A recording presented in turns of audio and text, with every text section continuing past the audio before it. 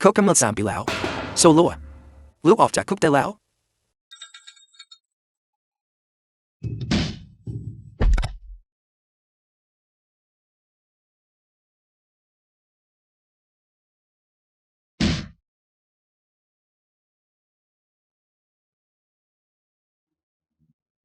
พ่อ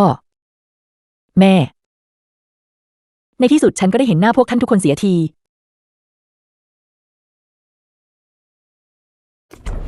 ซึ่งวูซูหัวแม่แท้ๆของนางเอกพ่อคะซูกัวเฉียนพ่อแท้ๆของนางเอกแม่คะต้องเป็นลูกศิษย์ซูหยุนเฉินพี่ชายของนางเอกที่จะสามารถทำได้ก่อนจะถึงงานเลี้ยงต้อนรับวางแผนบททดสอบความจริงใจนี้ขึ้นมาการแสดงนั่นมันเหมือนจริงเสียจนแยกไม่ออกเอาล่ะไปกันเถอะ3 ปีก่อนเราเซไรว่านางขโมยของลูกก็รับติดแทนเราทันทีโดยไม่ลังเลนางต้องติดคุกไปเต็ม3 ปีแค่นี้ก็พิสูจน์ได้แล้วว่านายจริงใจกับเราแค่ไหน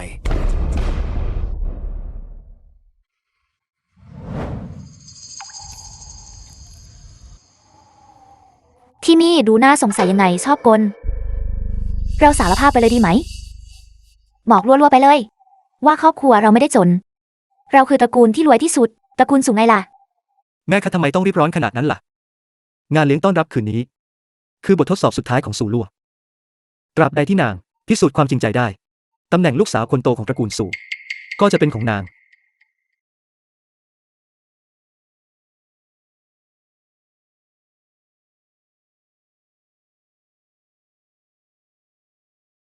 ไม่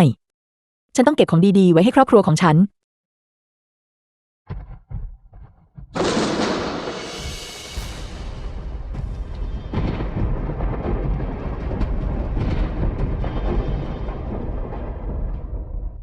พ่อแม่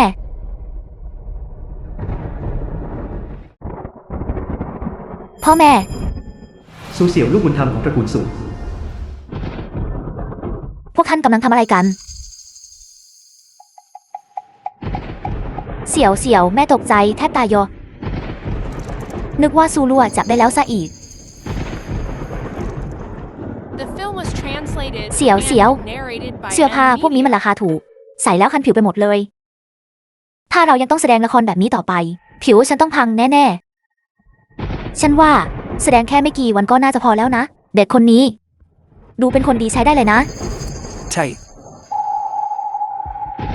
คนเราต้องรู้จักระวังตัวไว้บ้าง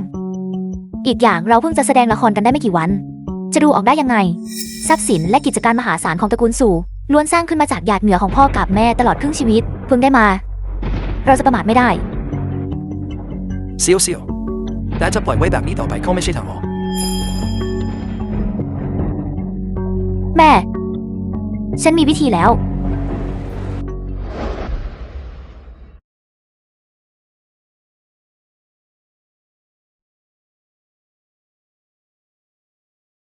พวกคุณเป็นใครกัน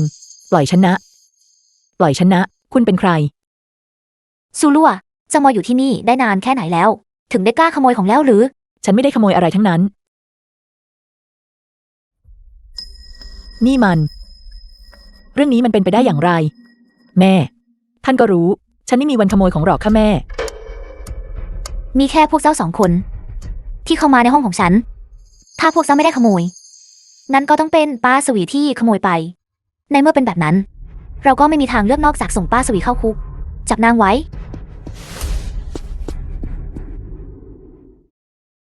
โซฮาเจ้าทำแบบนี้ได้ยังไงลัวได้โปรดช่วยแม่ด้วยยอมรับมันเถอะตอนนี้มีแค่ลูกเท่านั้นที่ช่วยแม่ได้ลูกคงไม่ดูถูกพวกเราใช่ไหมตราบใดที่ฉันได้อยู่กับพวกท่านทุกคนฉันก็ยินดีจะอดทนกับความลำบากทุกอย่างคือฉันเองที่เป็นคนเอาไปในเมื่อเจ้ายอมรับแล้วก็ส่งนางเข้าคุกไปไม่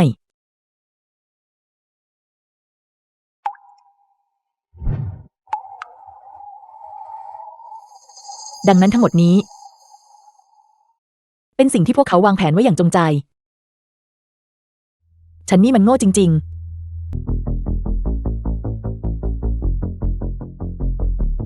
ๆซูลั่ว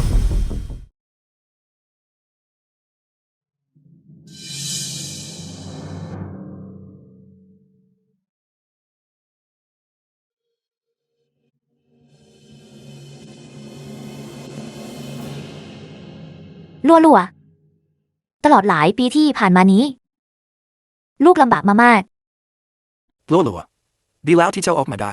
กลับบ้านไปกับพ่อและแม่เถอะ บ้านงั้นเหรอ เรากำลังจะกลับไปที่บ้านไหนกัน เป็นอะไรไปน่ะ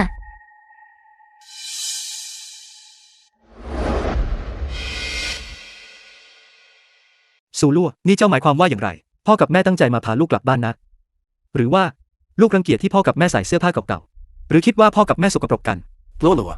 ๆเสื้อผ้าพวกเราซักสะอาดหมดแล้วมันจะไม่ทำให้มือเจ้าเปื้อนหรอก แสดงละครได้เก่งจริง ๆ มีหน้าล่ะ ท่านถึงหลอกฉันมาได้ตั้งหลายปี ทำไมวันนี้นางถึงไม่แสดงปฏิกิริยาอะไรเลย ถ้าเป็นเมื่อก่อนนางคงจะพาพ่อกับแม่ไปซื้อเสื้อผ้าใหม่แล้วไม่ใช่หรือ ทั้งหมดเป็นความผิดของแม่เองที่ไม่ได้เรื่อง ไม่มีปัญญาหาเสื้อผ้าดีๆให้ลูกใส่ จริงไหมลัวๆครอบครัวเราตั้งใจเตรียม งานเลี้ยงต้อนรับไว้ให้ลูกเลยนะ ดูสิ แม่ยังอุตส่าห์ไปซื้อชุดใหม่มาให้ด้วย รีบกลับบ้านไปกับแม่เถอะ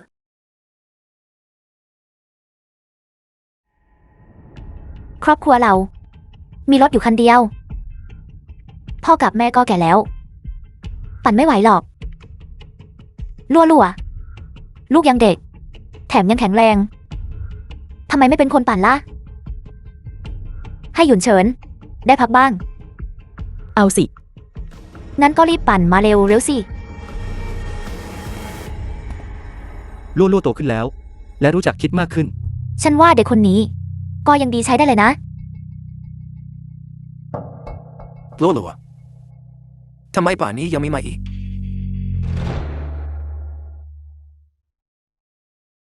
นางไปไหนแล้ว พ่อคะซูลั่วหนีไปแล้ว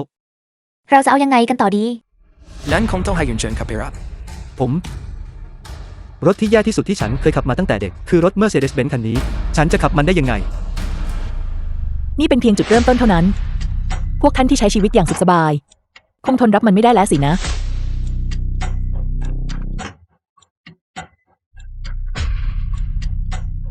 บททดสอบสุดท้าย ฉันอยากจะเห็นนัก ว่าพวกท่านคิดจะทำอะไรกันแน่ คุณซูผู้ร่ำรวยทำไมถึงแต่งตัวซ้อมซ้อแบบนี้ล่ะ มันไม่เข้ากับสไตล์ปกติของคุณเลยนะ สิ่งที่พวกเจ้าไม่รู้คือเราพบลูกสาวแท้ๆที่พัดทอดไปแล้ว แต่เรากังวลว่าถ้าเจ้าได้รู้ว่าเจ้าคือทายาทของมหาเศรษฐีเจ้าอาจจะหลงเพลินไปกับความโลภและลุ่มหลงไม่ละประโยชน์เราเลยตัดสินใจแกล้งชนคือลองใช้ชีวิตกับเจ้าพร้อมกับทดสอบความจริงใจของเจ้าไปด้วยท่านเศรษฐีสุลำบากท่านเล่านะ ขอบคุณทุกคนที่เข้าใจ เราหวังว่าทุกคนจะมาร่วมกับเรา ในการทำบททดสอบสุดท้ายนี้ให้สำเร็จ แน่นอนที่สุด แน่นอน ไม่ต้องห่วงคุณเข้าไปไม่ได้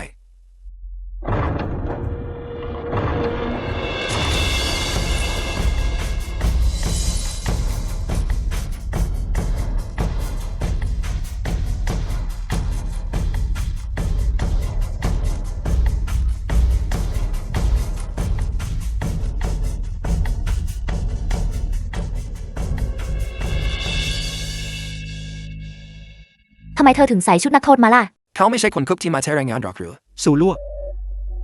เจ้าคิดจะทำอะไร ใครบอกให้เจ้าแต่งตัวแบบนี้มา แต่งตัวแบบนี้แล้วมันผิดตรงไหน ไม่ใช่ท่านหรือที่บอกว่า คนเราถึงจะจนแต่ก็ต้องไม่ขาดศักดิ์ศรี และเราไม่ควรสนใจว่าคนอื่นจะคิดอย่างไร แม้รู้ว่าตลอดหลายปีที่ผ่านมาเจ้าต้องทนทุกข์ทรมานแต่เพียงเพราะความกับแค้นใจเล็กน้อยนี้เจ้าถึงกับต้องแก้แค้นเพราะพวกเราขนาดนี้เลยหรือ ต่อให้เจ้าไม่ชอบ เสื้อผ้าที่แม่ซื้อให้ เจ้าก็ไม่คิดจะซื้อชุดใหม่เองเลยหรือไง แต่งตัวแบบนี้มางานเลี้ยง เจ้าต้องการอะไรกันแน่ ซูหยุนเฉิน พี่เอาแต่พูดจาไร้สาระแบบนี้ได้ยังไง แล้วฉันจะไปหาซื้อเสื้อผ้าที่ไหนได้ ฉันมีเงินที่ไหนกันล่ะ เงิน ในหัวของเจ้านอกจากเงินแล้วไม่มีอะไรเลยหรือ ฉันเข้าใจแล้ว ที่เจ้ากลับมาหาครอบครัว ก็เพราะจ้องจะฮุบสมบัติของตระกูลซูอยู่ใช่ไหม ไม่ใช่หรือไง มีหน้าล่ะ เมื่อกี้ถึงได้เอาแต่พูดเรื่องเงินไม่หยุด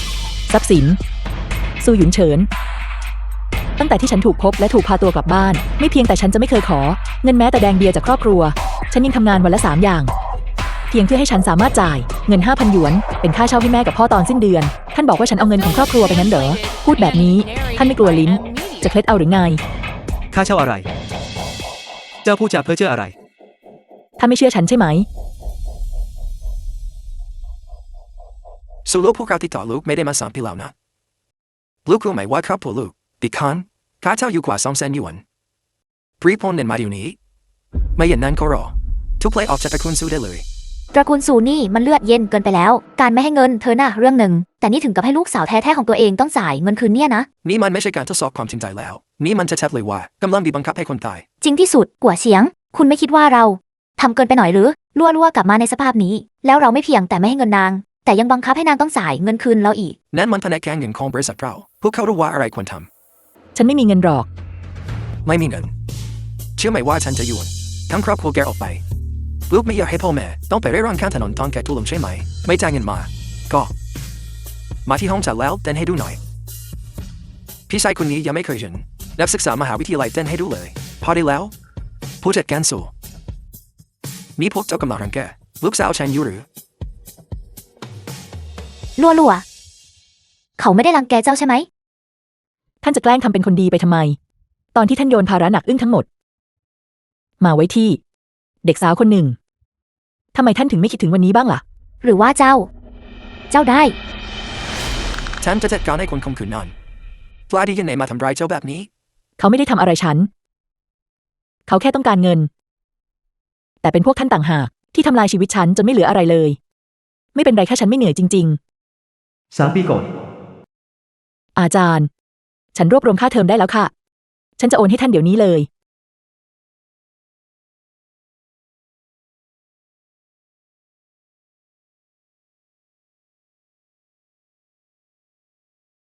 แม่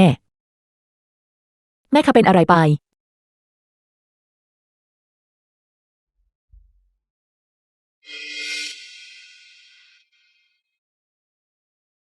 พ่อของเจ้าบังเอิญล้มจนขาหักในวันนี้เขาทำงานไม่ได้แล้วครอบครัวเราพึ่งพาพ่อของเจ้ามาตลอดแล้วเราจะใช้ชีวิตกันอย่างไรต่อจากนี้ไป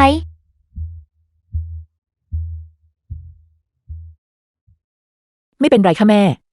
ไม่ใช่ว่ายังมีฉันอยู่หรอกเหรอฉันก็หาเงินได้เหมือนกันต่อจากนี้ไปฉันจะดูแลครอบครัวเอง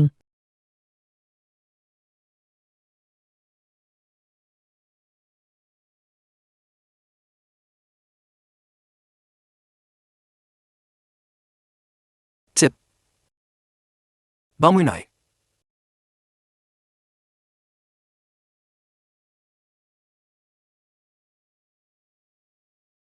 อาจารย์ขนูจะไม่เรียนต่อแล้ว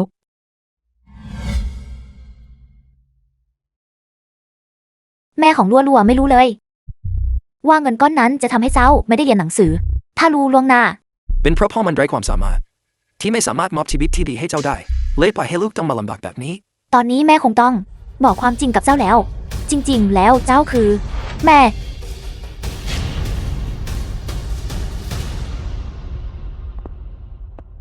ป้าสวี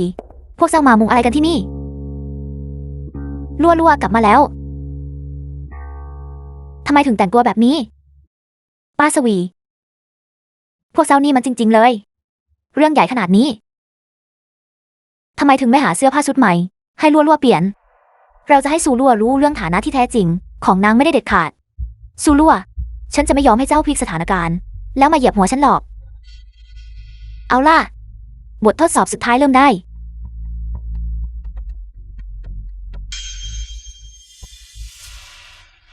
ป้าสวีเจ้าเป็นอะไรไปคุณหนูฉันมันแก่แล้วและตากตรำทำงานหนักมาทั้งชีวิตแต่ฉันไม่คิดเลยว่าโชคชะตาจะเล่นตลกกับฉันในที่สุดฉันก็สามารถตามหาลูกสาวแท้ของฉันพบแต่นางกลับป่วยเป็นโรคไตวายนางจำเป็นต้องได้รับการปลูกถ่ายไตเพื่อที่จะรอดชีวิตฉันไม่นึกเลยว่าตระกูลมหาเศรษฐีจะแสดงละครได้เก่งขนาดนี้เด็กคนนี้เป็นอะไรไปถ้าเป็นลูกสาวของฉันเขาคงบริจาคไตไปนานแล้วนั่นสิซูลั่วเจ้ายังเด็กอยู่เลยการบริจาคไตคงไม่กระทบต่อร่างกายเจ้ามากนักหรอกจริงไหมสวีซูวาท่านนี่นะเพียงเพื่อจะแสดงละครถึงกับพูดอะไรแบบนั้นออกมาได้ไม่กลัวปากเสียหรือไงซูลั่วเจ้ายังรออะไรอยู่อีกเจ้าคิดว่าแม่แก่แล้ว เป็นแค่คนทำความสะอาดไร้ค่าตายไปก็ไม่เป็นไรอย่างนั้นหรือ แบบนี้เจ้าจะได้กำจัดภาระทิ้งไปสินะ ไม่นึกเลยว่า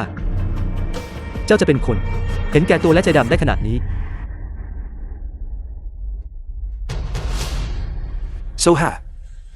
ใครก็ได้รีบตามหมอเร็ว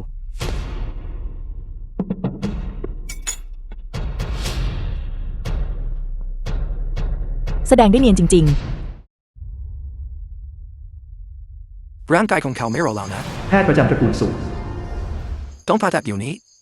ไม่อย่างนั้นเขาไม่รอดวันนี้แน่ สูลั่วพูดอะไรสักอย่างสิ เจ้าจะยืนดูแม่ตายหรือไง คนนี้ทำไมถึงได้เลือดเย็นขนาดนี้ จริงด้วยแม่แท้ๆกำลังจะตาย แต่ลูกกลับไม่คิดจะช่วยเหลือการเป็นตายต้องมาจากคนในครอบครัวสายเลือดเดียวกัน มีญาติคนไหนอยู่ที่นี่ที่เต็มใจบริจาคไหม เราต้องจะเลือกไปตรวจความเข้ากันได้ นี่เป็นเรื่องความเป็นความตายนะเลิกเสียเวลาได้แล้วลัวถือว่าพ่อขอร้องเจ้าเถอะนะช่วยแม่ของเจ้าก่อนได้ไหมถ้าแม่เจ้าหายดีพ่อจะขายทุกอย่างที่มีเพื่อเลี้ยงดูเจ้าไปตลอดชีวิต ซูลัวตราบใดที่เจ้ายอมตกลง ไม่ว่าเรื่องนั้นจะจริงหรือเท็จ เจ้าก็ไม่มีทางรักษาไตข้างนี้ไว้ได้หรอกซูลัวมีแค่เจ้าเท่านั้นที่ช่วยปาสวีได้ตอนนี้ นี่มันเรื่องคอขาดบาดตายนะ พักเรื่องบาดหมางในอดีตไว้ก่อนเถอะพี่หยุนเฉินงั้นเริ่มจะเลือดเพื่อตรวจความเข้ากันได้ เดี๋ยวนี้เลย ร่างกายของนางคงทนต่อไปได้อีกไม่นานแล้ว รปภ ๆ ซูหยุนเฉิน พี่ทำอะไรนะซูหยุนเฉิน ฉันไม่บริจาค ถ้าอยากบริจาคก็ทำเองสิ ปล่อยฉันนะซูหยุนเฉิน ลั่วอย่าโทษพี่เลยนะเพราะผ่านบททดสอบนี้ไปได้ เจ้าจะต้องขอบคุณพี่ชายคนนี้แน่ ปล่อยฉันนะ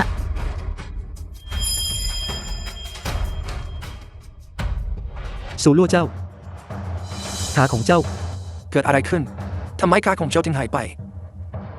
นี่ขานั่นหักได้ยังไง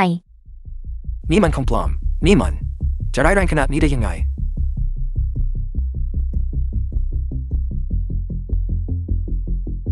ในคุก มันถูกใครบางคนทำพัง นี่มัน ซูเสี่ยว ไม่ใช่เจ้าบอกว่าหาคนมาคอยดูแลนางในคุกแล้วหรือไงทำไมถึงกลายเป็นแบบนี้ไปได้ ฉันไม่รู้ นี่มัน เธอคนนั้น คงหาคนมาดูแลฉันเป็นอย่างดี เธอดูแลฉันดีเหลือเกิน จนคนในคุก อยากจะกินเลือดกินเนื้อฉัน ดื่มเลือดฉัน ซูลัวเพียงเพื่อจะไม่ช่วยป้าสวี เจ้าถึงกับใส่ร้ายฉัน ว่าฉันสมควรไปรังแกเจ้าในคุกนั้นหรือ ซูลั่วเกิดอะไรขึ้นในคุกกันแน่ ช่างเธอต่อให้ฉันพูดไปท่านก็ไม่เชื่อฉันอยู่ดี ทำไมท่านไม่ลองไปเช็คกล้องวงจรปิดดูเองล่ะ พี่หยุนเฉิน ฉันว่าไม่จำเป็นต้องทำขนาดนั้นหรอก ซูลัวเป็นคนแบบไหนกันแน่ ในใจท่านรู้อยู่เต็มอก ไม่เชื่อฉันหรือไง เสี่ยวพี่เชื่อใจเจ้าอยู่แล้ว มันก็แค่วิดีโอลองดูกันหน่อย จะเป็นไรไป หรือว่าเจ้ากำลังกลัวอะไรอยู่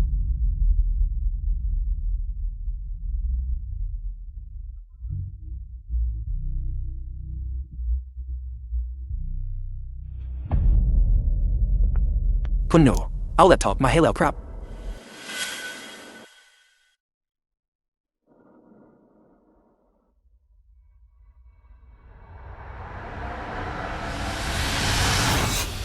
ซูลัว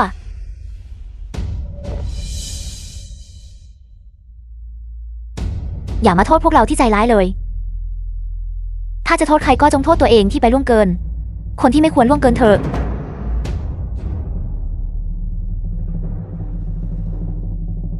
The film was translated and ปล่อยฉันนะ narrated by M Media.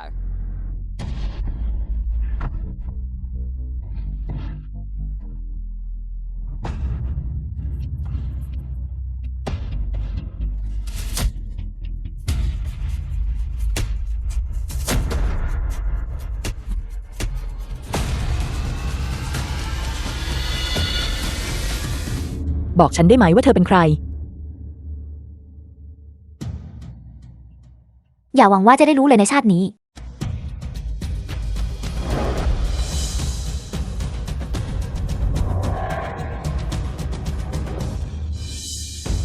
โอ้พระเจ้า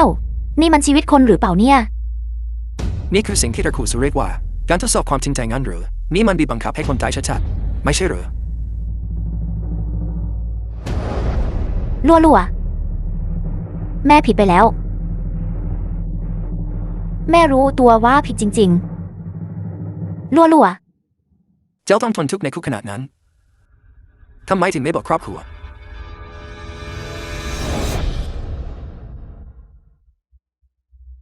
เพราะฉันรักพวกท่านทุกคน ฉันเลยไม่อยากให้พวกท่านต้องเป็นห่วง ตั้งแต่ที่ฉันรู้ว่าครอบครัวเรายากจน ฉันก็แบกรับทุกอย่างไว้ที่ตัวเอง ฉันกลัวว่าครอบครัวจะไม่มีเงินใช้ ฉันเลยส่งเงินทั้งหมดที่หาได้ กลับบ้าน เพราะเรายากจนฉันเลยไม่มีเงินซื้ออาหาร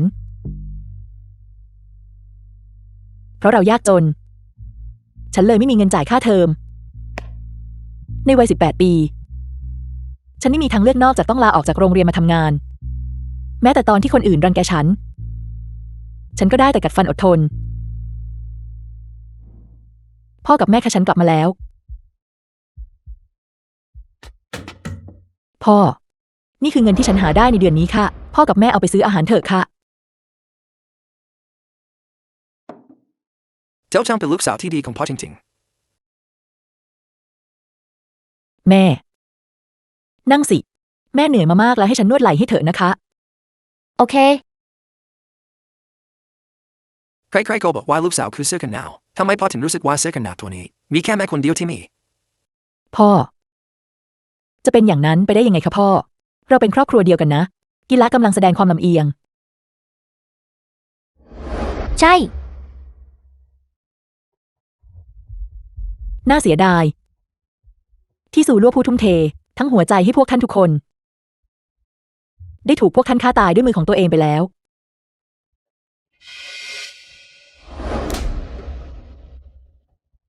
ถ้าปล่อยให้เป็นแบบนี้ต่อไป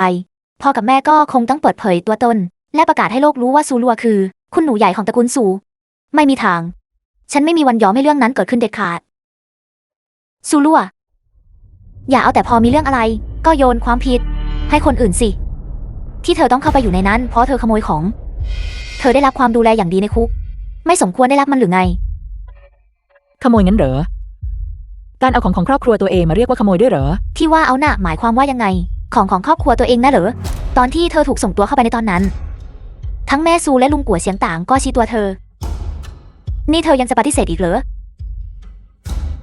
ลัวๆถ้ารู้ว่าเจ้าต้องทนทุกข์ขนาดนี้พ่อคงทำทุกวิธีทางพ่อคงไม่ยอมให้เจ้าต้องติดคุกถ้าย้อนเวลาได้ให้โอกาสพ่ออีกสักครั้งเถอะพ่ออยากจะติดคุกแทนเจ้าเหลือเกิน ปล่อยฉันไปเถอะ ยังไงก็ตาม ฉันก็เป็นโรคไตวายอยู่แล้ว ชีวิตฉันมันก็ไร้ค่าอยู่ดี แม่คะซูลั่วเจ้าต้องบีบคั้นให้พ่อกับแม่ตายไปต่อหน้าเลยหรือไง ถึงจะพอใจ เจ้าก็รู้ว่าครอบครัวเรายากจน เจ้ายังมีความเป็นคนเหลืออยู่บ้างไหม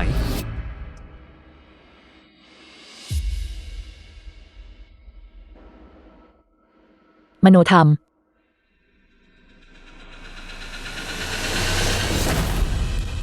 พวกท่านสองคนจะแสดงละครแบบนี้ไปอีกนานแค่ไหน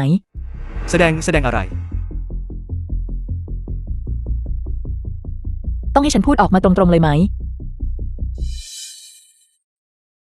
โซโลไม่มีทางรู้หรอกว่าเราแปลงจน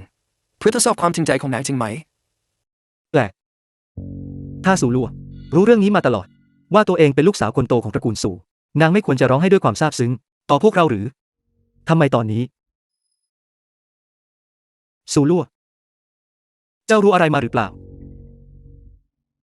The film was translated and narrated by M Media. โซฮา แม่คะ โซฮา ใครก็ได้รีบเตรียมรถไปโรงพยาบาลเร็ว เธอแสดงได้เนียนจริงๆน่ารังเกียจ แกล้งเป็นลม เจ้าพูดเรื่องอะไร แม่เป็นลมไปจริงๆนะ คิดว่าฉันจะเชื่ออย่างนั้นเหรอ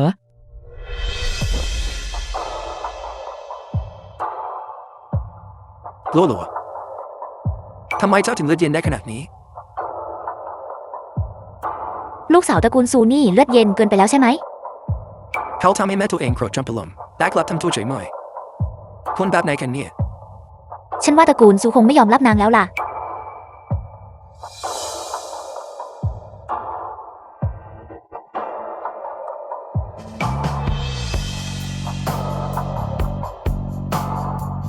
ครอบครัวจอมปลอมพวกนี้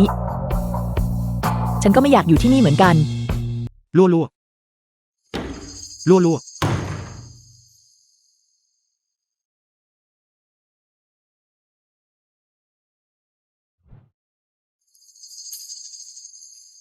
ก็แค่รูปถ่ายใบเดียวไม่ใช่หรือไงทำไมต้องเห็นค่ามันนักหนา นี่คือหลักฐานว่าเราเป็นครอบครัวเป็นของสำคัญ ฉันจะเอาไปไว้ใต้หมอน แล้วนอนกอดมันทุกคืนเลย The film was translated and narrated by M Media.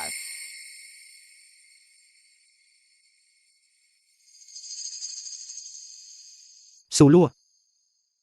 เจ้าใจดำถึงขนาดจะทิ้งพวกเราไปจริงๆหรือ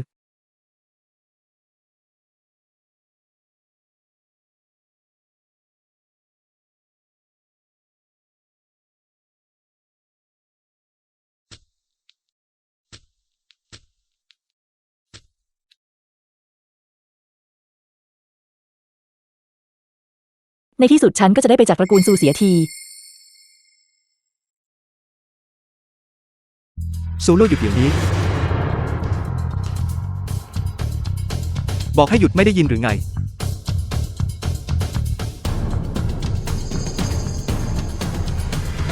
เป็นอะไรไป ผมของเจ้า ท่านคิดว่ายังไงล่ะ สภาพในคุกมันแย่ คงเป็นเพราะขาดสารอาหารสินะ ใช่ลั่วลั่วคงเป็นเพราะขาดสารอาหาร พี่ไม่ได้ใช้กำลังนะลั่วลั่วลั่วลั่วพี่ไม่ได้ใช้กำลังจริงๆ ฟังพี่ก่อน พี่ไม่ได้ใช้กำลังเลยสักนิด ปล่อยฉันนะ ซูลั่วลุกขึ้นมาเดี๋ยวนี้ เลิกแกล้งทำเป็นน่าสงสารได้แล้ว มุกตื้นๆแบบนั้นใช้กับฉันไม่ได้หรอก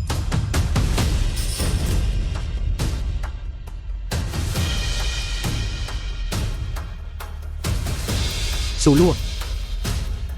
ซูลั่วตื่นสิ ซูลั่ว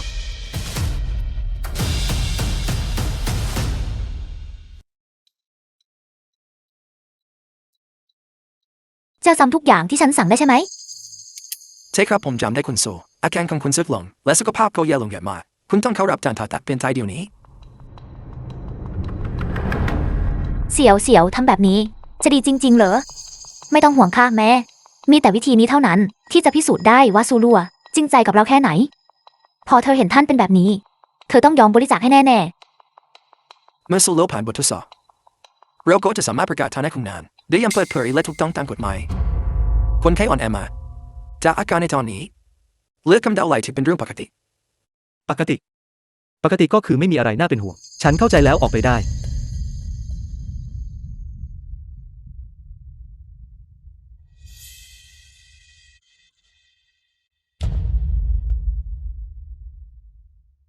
ก็แค่คนแค่เป็นมะเร็ง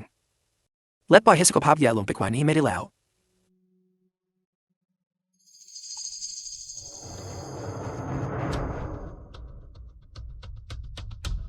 ทำไมถึงมาอยู่ที่นี่ ในเมื่อเจ้าฟื้นแล้วก็ไปหาแม่กับพี่เถอะ แม่เอาแต่พูดถึงเจ้า ฉันไม่ไป ลั่วอย่าโทษพี่ชายเลยนะเพราะผ่านบททดสอบนี้ไปได้ พี่จะชดเชยให้เจ้าอย่างแน่นอน อย่าเอาแต่ใจนักเลย เจ้าต้องไป พี่ทำอะไรนะซูหยุนเฉิน ไปกันเถอะ ฉันไม่ไป ซูหยุนเฉินปล่อยฉันนะ พี่ทำอะไรนะ ซูหยุนเฉิน ปล่อยฉันนะ ๆลัวเจ้ามาแล้ว มองหน้าแบบนั้นหมายความว่ายังไง ท่านหมายความว่ายังไง ท่านเห็นแม่ซูเป็นแบบนี้ ไม่คิดจะสนใจเลยหรือไง อาการของแม่เจ้าแย่ลงแล้วดูสิพงของแม่ร่วงหมดแล้วถ้าไม่รีบผ่าตัดเป็นไตเร็วๆนี้ก็ไม่มีอะไรช่วยแม่ได้แล้วได้โปรดช่วยแม่ด้วยเถอะ ลัวแม่คงอยู่ได้อีกไม่นานแล้ว แม่เพียงหวังให้เจ้ามีความสุข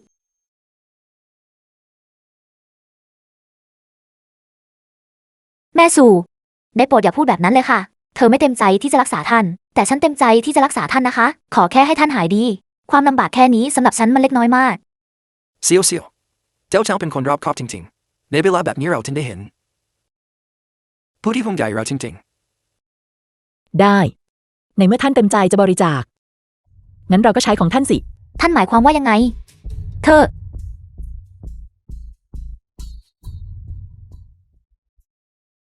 อทำอะไรนะซูลั่ว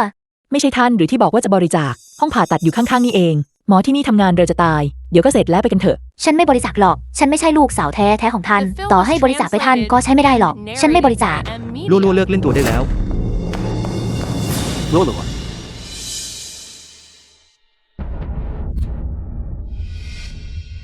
ถือว่าพ่อขอร้องลูกเถอะนะช่วยแม่ของลูกหน่อยไม่ได้หรือไงลูกแค่ลูกยอมบริจาคลูกก็จะได้เป็นคนใหญ่ของตระกูลโซ ช่วยไม่ได้แล้ว แกพูดว่าอะไรนะ ฉันพูดภาษาคนท่านฟังไม่เข้าใจหรือไง ฉันบอกว่า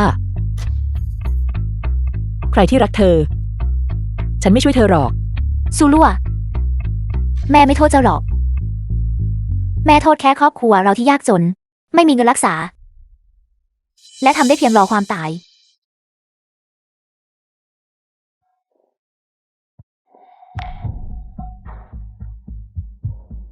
ลั่ว แม่เจ็บปวดเหลือเกิน ข้างในร่างกายของแม่ เหมือนมีหนอน มากัดกินเนื้อของแม่ แม่กำลังจะตายใช่ไหม สว่าพ่อโทษตัวเองที่ไรน้ำยาที่หาเงินมารักษาลูกไม่ได้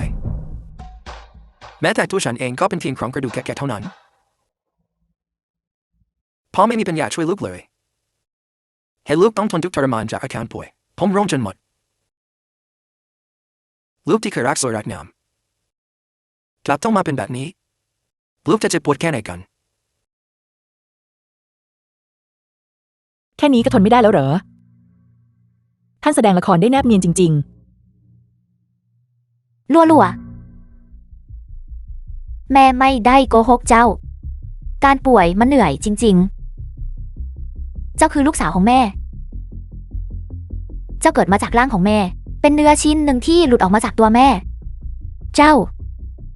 คือคนที่เข้าใจแม่ มากที่สุดถึงความเจ็บปวดนี้ลั่ว ๆ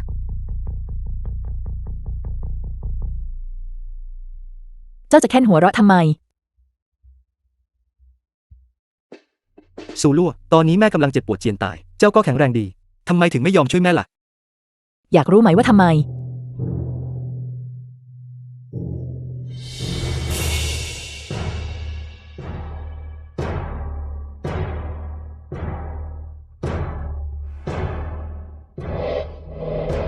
เจ้า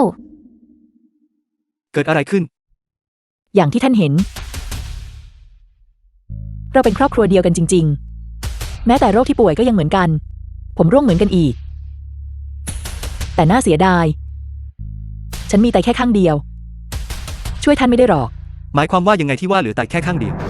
ผมของเจ้าที่ร่วงไม่ใช่เพราะขาดสารอาหารหรอกหรือนี่มันเป็นไปได้ยังไง ท่านจะแกล้งทำไปเพื่ออะไร เรื่องอาการป่วยของฉัน ท่านไม่รู้กัน ตั้งแต่แรกหรือไง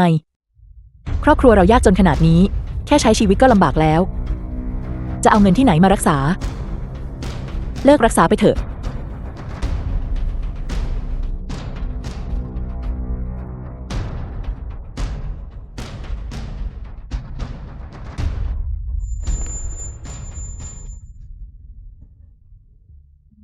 นี่เป็นเพราะงานหนักเกินไปหรือเปล่า มาดูกันสิบางทีนำเด็กนี้อาจแค่อยากรู้นอนแล้วแปลงทำเป็นป่วย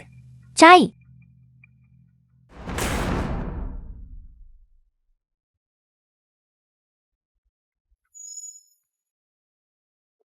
ลั่วเจ้า ทำไมจู่โตถึงอาเจียนเป็นเลือดล่ะ จริงสิเกิดอะไรขึ้นกันแน่ถ้าลูกไม่สบายก็ต้องบอกพวกเราสิต่อให้ต้องขายทุกอย่างที่มีพ่อกับแม่ก็จะหาทางรักษาลูกให้ได้ ไม่เป็นไรค่ะแม่ แค่เหนื่อยเกินไป พักผ่อนไม่เพียงพอนะคะ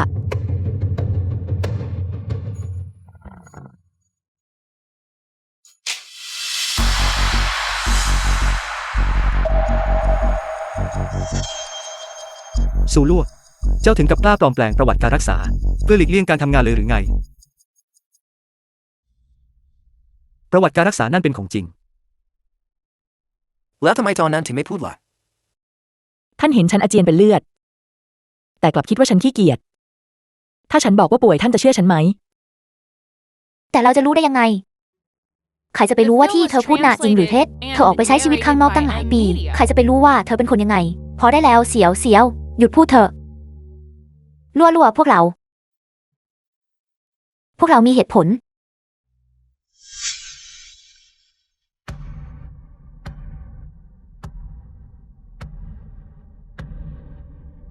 งั้นบอกฉันมาสิ เหตุผลของท่านคืออะไร ฉัน พวกเรานี่ ทั้งหมดนี้ก็เพื่อตัวเจ้าเองทั้งนั้น เพื่อตัวฉันเองงั้นเหรอ บังคับให้ฉันทำงานไปเรียนไป เพื่อตัวฉันเองงั้นเหรอ เพิกเฉยต่อความเจ็บปวดของฉัน เพื่อตัวฉันเองงั้นเหรอ ให้ฉันนอนในห้องเก็บของแล้วยังมาเอาค่าเช่าแพงๆจากฉัน นี่หรือที่ท่านเรียกว่าเพื่อตัวฉันเอง ทั้งหมดเป็นพ่อกับแม่มันไร้ความสามารถ ที่ไม่สามารถมอบชีวิตที่ดีให้เจ้าได้ แต่ถึงแม้ครอบครัวเราจะไม่มีเงิน พวกเราก็จริงใจ ต่อเจ้าจริงๆนะ จริงใจงั้นเหรอ ท่านไม่คู่ควรที่จะพูดคำว่าจริงใจหรอก ถ้าท่านมีความสงสารอยู่บ้าง ท่านคงไม่แสดงละครหลอกลวงฉันแบบนี้ ซูลัวเธอพูดแบบนี้ออกมาได้ยังไง แม่ซูและทุกคนดูแลเธอมาอย่างดีตลอดหลายปีที่ผ่านมา เธอถึงกับไม่เชื่อใจ ครอบครัวตัวเองเลยเหรอ ดูแลฉันดีเหลือเกิน เอาล่ะ ในเมื่อเป็นแบบนั้น ท่านก็น่าจะเต็มใจมากที่จะบริจาคไตให้ฉันใช่ไหม อะไรนะบริจาคไต ครอบครัวที่รัก ถึงตาฉันบ้างแล้ว ที่จะทดสอบความจริงใจของพวกท่าน พวกท่านทุกคนก็เห็นแล้วว่าสถานการณ์ของฉันเป็นยังไง ถ้าไม่มีใครบริจาคไตให้ฉันเกรงว่าฉันคงตายก่อนแม่แน่ๆ ลู่ยังไม่มีไข้เลยด้วยซ้ำแต่กลับพูดจาเพ้อเจ้อแล้ว เราเป็นครอบครัวเดียวกัน ครอบครัวต้องอยู่ด้วยกัน การได้อยู่พร้อมหน้าพร้อมตากันคือสิ่งที่สำคัญที่สุด ไม่ต้องห่วง ต่อให้ต้องขายทุกอย่างที่มี หรือต้องพลิกแผ่นดินหา เราก็จะรักษาเจ้าให้หายแน่นอน ดีเลย งั้นผ่าตัดตอนนี้เลยสิ ตอนนี้เลยหรือ ไม่ใช่ท่านเพิ่งบอกหรือไง ว่าจะช่วยฉันแน่ๆ ถ้าฉันอยากมีชีวิตรอด ฉันต้องใช้ไตของคนในครอบครัว ถึงจะป้องกันการต่อต้านได้ มีแค่ไตของคนในครอบครัวเท่านั้นที่ช่วยฉันได้ เจ้าหมายความว่ายังไง ที่ฉันจะบอกก็คือ ท่านบริจาคไตช่วยฉันสิ ไม่ฉันไม่บริจาคไตหรอก ท่านจะยืนดูเฉยๆ ให้ลูกสาวตัวเองตายนะเหรอ เจ้าพูดจาไร้สาระอะไร ฉันไม่ได้คิดแบบนั้น งั้นไปกันเลย ลู่ใจเย็นๆ ฉันมีงานต้องทำ ฉันยังอายุน้อย ถ้าฉันบริจาคไตไป ชีวิตฉันก็พังหมดน่ะสิ เธอเข้าใจฉันได้ใช่ไหม สุดท้ายแล้ว ท่านก็ยังไม่อยากช่วยฉัน ชีวิตและความตายของฉันไม่มีอะไรเกี่ยวข้องกับท่านเลยใช่ไหม ท่านเอาแต่พูดว่า เราเป็นครอบครัวที่ช่วยเหลือกัน หน้าขันสิ้นดี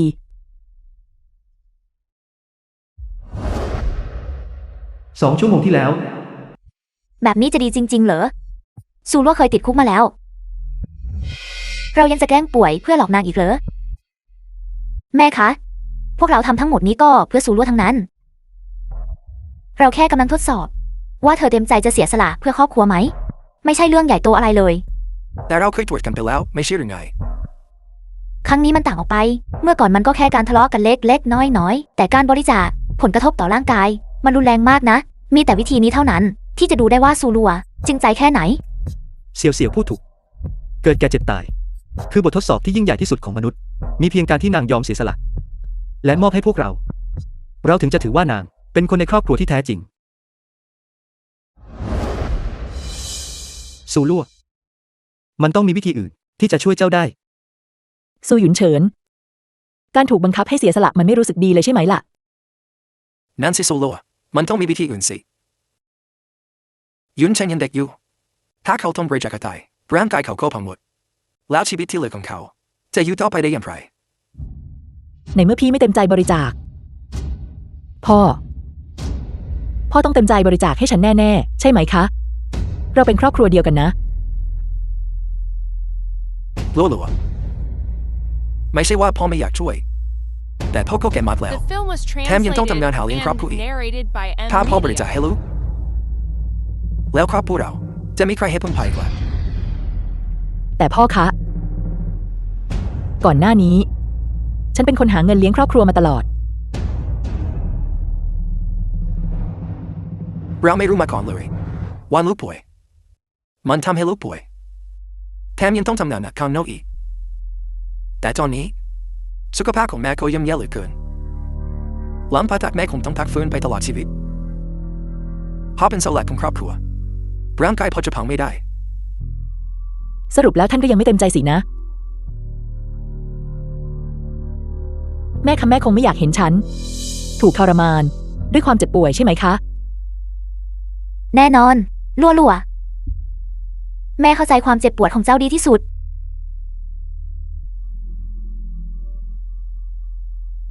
น่าเสียดายแม่เองก็ป่วยถ้าแม่สุขภาพแข็งแรงแม่คงจะช่วยลูกสาวสุดที่รักของแม่ได้แน่ แกป่วยจริงๆเหรอ แน่นอนมันเป็นเรื่องจริงเป็นไปได้ยังไงที่ฉันจะแกล้งป่วยเพื่อหลอกเจ้า งั้นให้ฉันตรวจดูหน่อยสิ ตรวจร่างกายเจ้า คนที่เพิ่งจะป่วย จะผมร่วงหมดหัว ภายในคืนเดียวได้ยังไง เธอทำอะไรน่ะ ซูลั่ว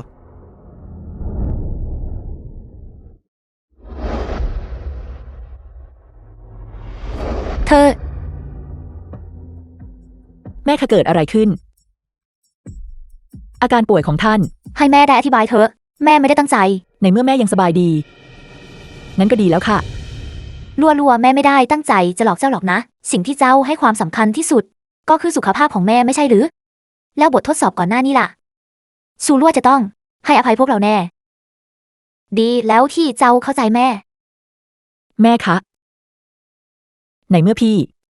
และพ่อไม่เต็มใจช่วยฉัน งั้นแม่ก็ต้อง เต็มใจช่วยฉันใช่ไหมคะ ลัวแม่ แม่คะ ไม่ใช่ท่านบอกว่าจริงใจกับฉันหรอกเหรอ ในเมื่อท่านรักฉันมากขนาดนี้ ต่อให้การบริจาคไตจะทำให้ท่านแก่และขี้เหร่ ผมร่วงจนบาง จนดูไม่ได้ แต่เพื่อลูกสาวของท่านเอง ท่านต้องเต็มใจแน่ๆ ใช่ไหมคะ แกและน่าเกลียดไม่ฉันทำไม่ได้ลัวเจ้าจะต้องเข้าใจแม่แน่ๆจริงไหม ท่านจะยืนดู ลูกสาวตัวเอง ถูกความเจ็บป่วยทรมานจนตายงั้นเหรอ ทำไมลูกถึงได้ไร้เหตุผลขนาดนี้พ่อกับแม่จะหาทางอื่นมาช่วยลูกเองเลิกบีบคั้นพวกเราเสียที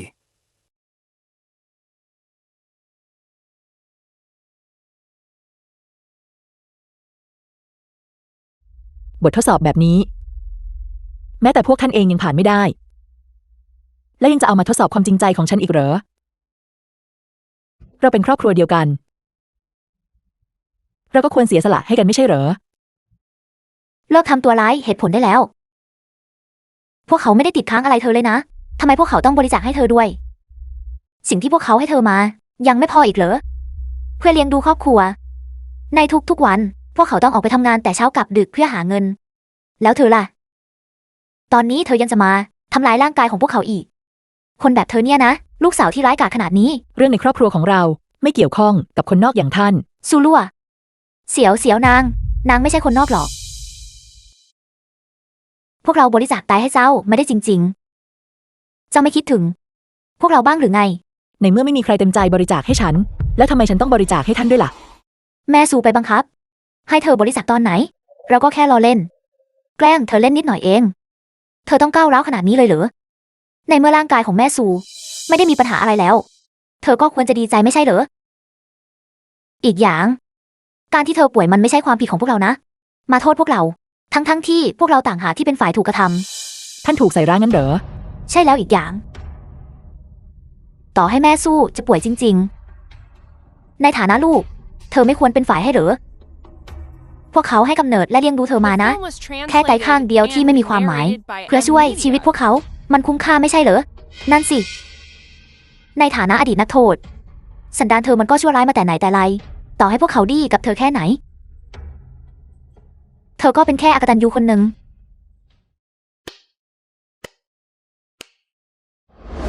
พูดได้ดี ท่านเป็นคนดีจริงๆ ท่านคงไม่ยืนดูฉันตายเฉยๆหรอกใช่ไหม ถึงเราจะไม่ได้มีสายเลือดเดียวกัน แต่เราก็อายุรุ่นราวคราวเดียวกันนะ คุณนี่เป็นคนดีจริงๆเลยนะไตดีๆของแกน่าจะช่วยเรื่องนี้ได้แน่อกตันยูสิ้นดี จริงไหมละ เธอเป็นบ้าไปแล้วเหรอทำไมฉันต้องบริจาคให้เธอด้วยลั่วใจเย็นๆก่อน ให้ใจเย็นลงนั้นเหรอ ทั้งครอบครัวของพวกแกไม่มีใครสักคนที่คิดจะช่วยฉันเลย และยังจะมาบอกให้ฉันใจเย็นอีกเหรอ ตอนที่ฉันนอนอยู่บนเตียงโรงพยาบาลเมื่อกี้ไม่ใช่พวกแกหรอกเหรอที่อ้อนวอนให้ฉันช่วยพอตอนนี้ฉันป่วยพวกแกกลับไม่พอใจงั้นสิ ลัวอีกไม่นานลูกก็จะเข้าใจว่าสิ่งที่พวกเราทำทั้งหมดนี้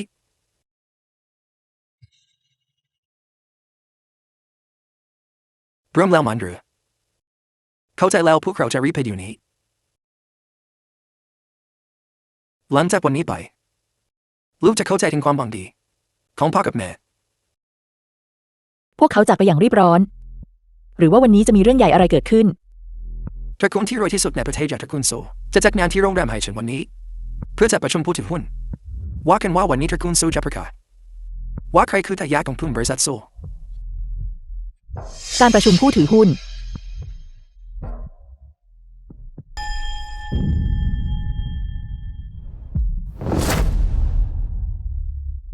พ่อ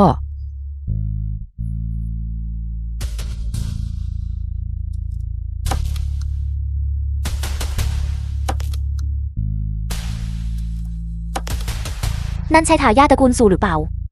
ทำไมแต่งตัวแบบนั้นล่ะตระกูลโซนี่หรือว่าแม้แต่ชุดพิธีการหนึ่งถึงขนาดไม่มีปัญญาซื้อชุดให้ลูกใส่เลยเหรอเราก็เพิ่งพูดกันอยู่เลยว่าพวกเขาให้อะไรนางเยอะแยะพลิกผันเร็วเหลือเกิน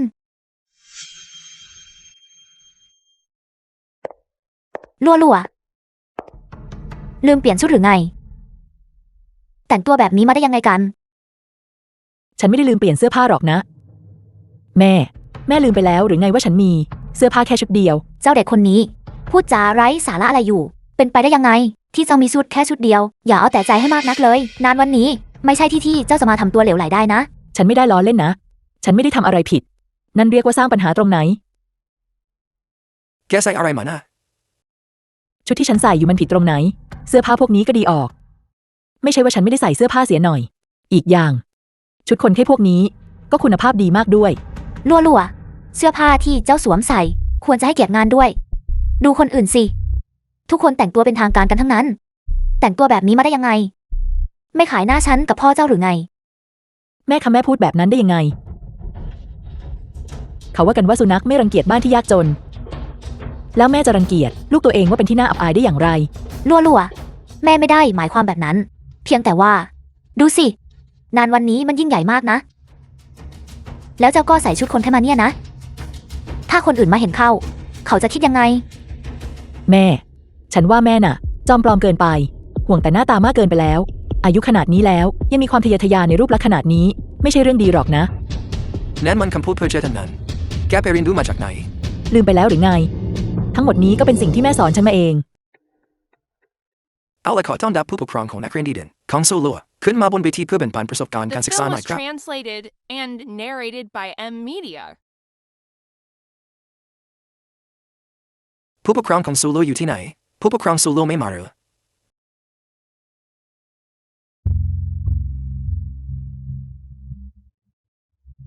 ขอโทษค่ะอาจารย์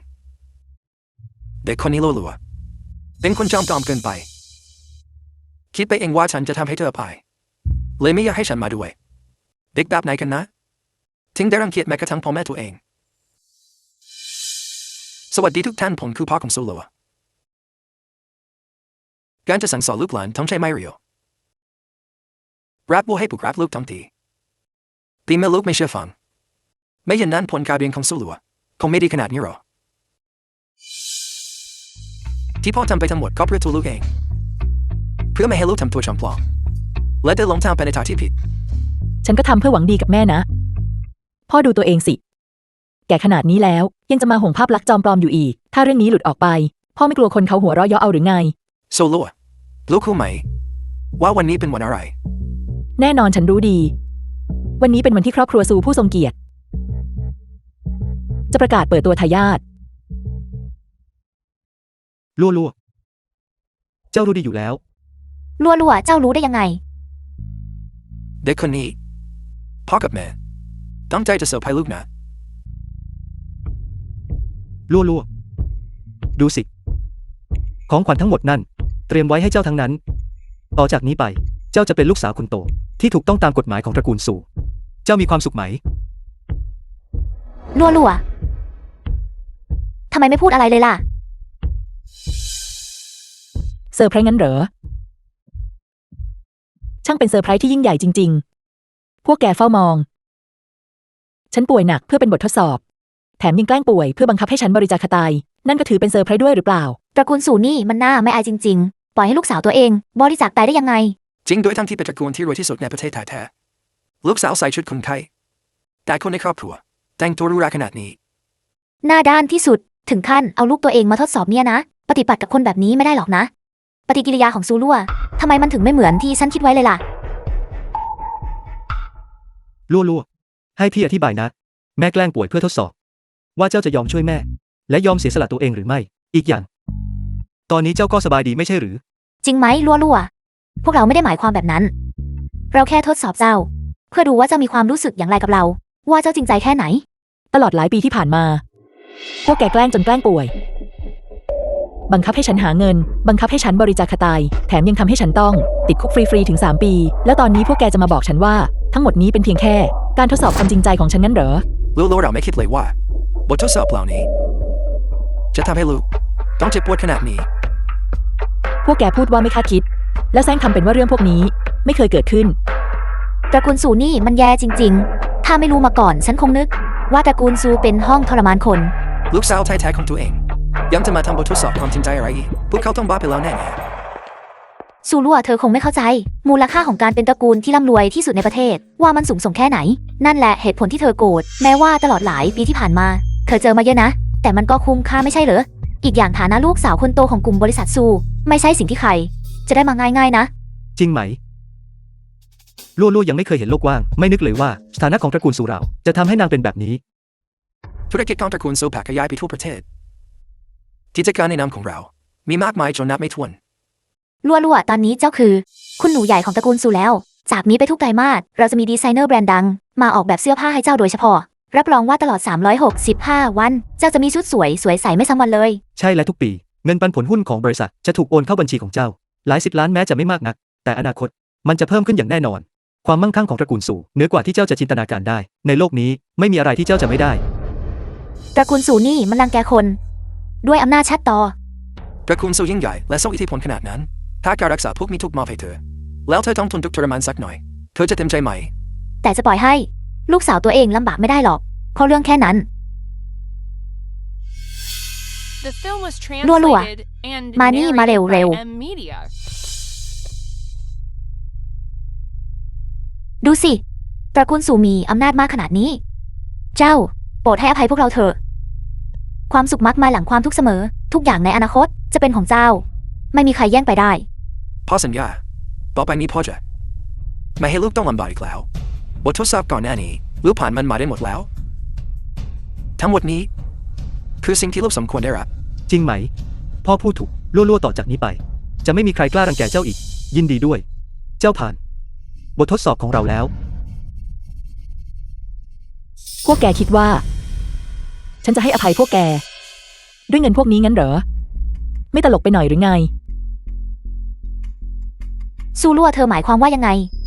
นี่เธอกำลังจะบอกว่า สิ่งที่พ่อกับแม่ให้เธอมันยังไม่พอหรือไง เธอยังต้องการอะไรอีก พอแล้วมากเกินพอแล้ว ตลอดชีวิตฉันไม่เคยเห็นของขวัญที่ล้ำค่าขนาดนี้มาก่อน สุดท้ายแล้ว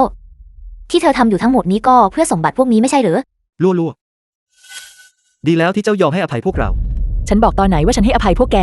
นี่ลัวเจ้าไม่รักของขวัญพวกนี้หรือ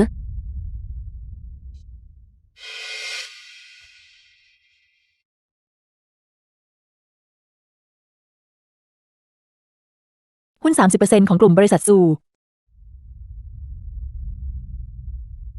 ช่างเป็นท่าทีที่ใจกว้างจริงๆ แต่ถ้าฉันไม่ต้องการของพวกนี้ล่ะ พวกแกจะคืนสุขภาพของฉันที่พังทลายจากการทำงานหนักให้ได้ไหม คืนสุขภาพให้ฉันได้ไหม เรื่องนี้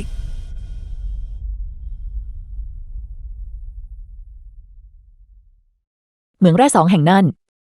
รายได้ดูจะมหาศาลน่าดู ในเมื่อพวกแกขนาดนี้ ทำไมถึงปล่อยให้ฉัน ถูกบังคับให้ลาออกจากโรงเรียน เพียงเพราะฉันไม่มีเงินจ่ายค่าเทอม แม่ไม่ได้ตั้งใจนะ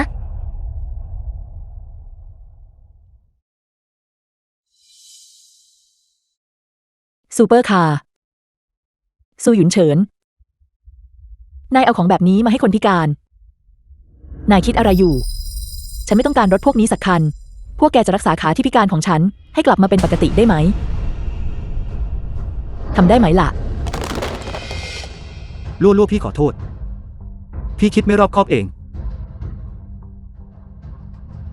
ของขวัญพวกนี้ ฉันแลกมาด้วยไตหนึ่งข้าง และเวลา3 ปีในคุก พวกแกคิดว่าของพวกนี้ จะชดเชยความเสียหาย ที่พวกแกทำกับฉันตลอดหลายปีที่ผ่านมาได้งั้นเหรอ ซูลั่วต่อให้เธอทำงานทั้งชีวิต เป็นสิ่งที่คุณทำงานหาเงินทั้งชีวิตก็ไม่มีวันได้ จะแกล้งทำเป็นสูงส่งไปทำไม ฉันแซงทำเป็นสูงส่งนั้นเหรอ ถ้าอย่างนั้นพวกแกก็เอาของพวกนี้ไปให้หมดเลยสิ แค่พวกแกยอมควักไตออกมาข้างหนึ่ง แล้วไปติดคุกสัก3 ปี ของพวกนี้ทั้งหมดก็จะเป็นของพวกแก พวกแกจะยอมทำไหมล่ะ ติดคุกแล้วมันแย่ตรงไหน ก็มีข้าวกินมีน้ำดื่ม แถมเธอก็ไม่ตายด้วย ใช่ พวกแกคงไม่ถึงกับอดตาย แต่ก็คงไม่มีวันอิ่มหรอก ไม่เพียงแต่ต้องคอยล้างห้องน้ำทุกวัน แต่ยังต้องคอยรับใช้คนอื่นอีก ถ้าวันไหนรับใช้ได้ไม่ดีพอ ก็ต้องโดนทุบตี ชีวิตแบบนี้ พวกแกจะทนได้สักวัน2 วันไหม แล้วถ้าเป็นปี2 ปี3 ปีล่ะ สู้เสี่ยวเธอจะทนได้ไหม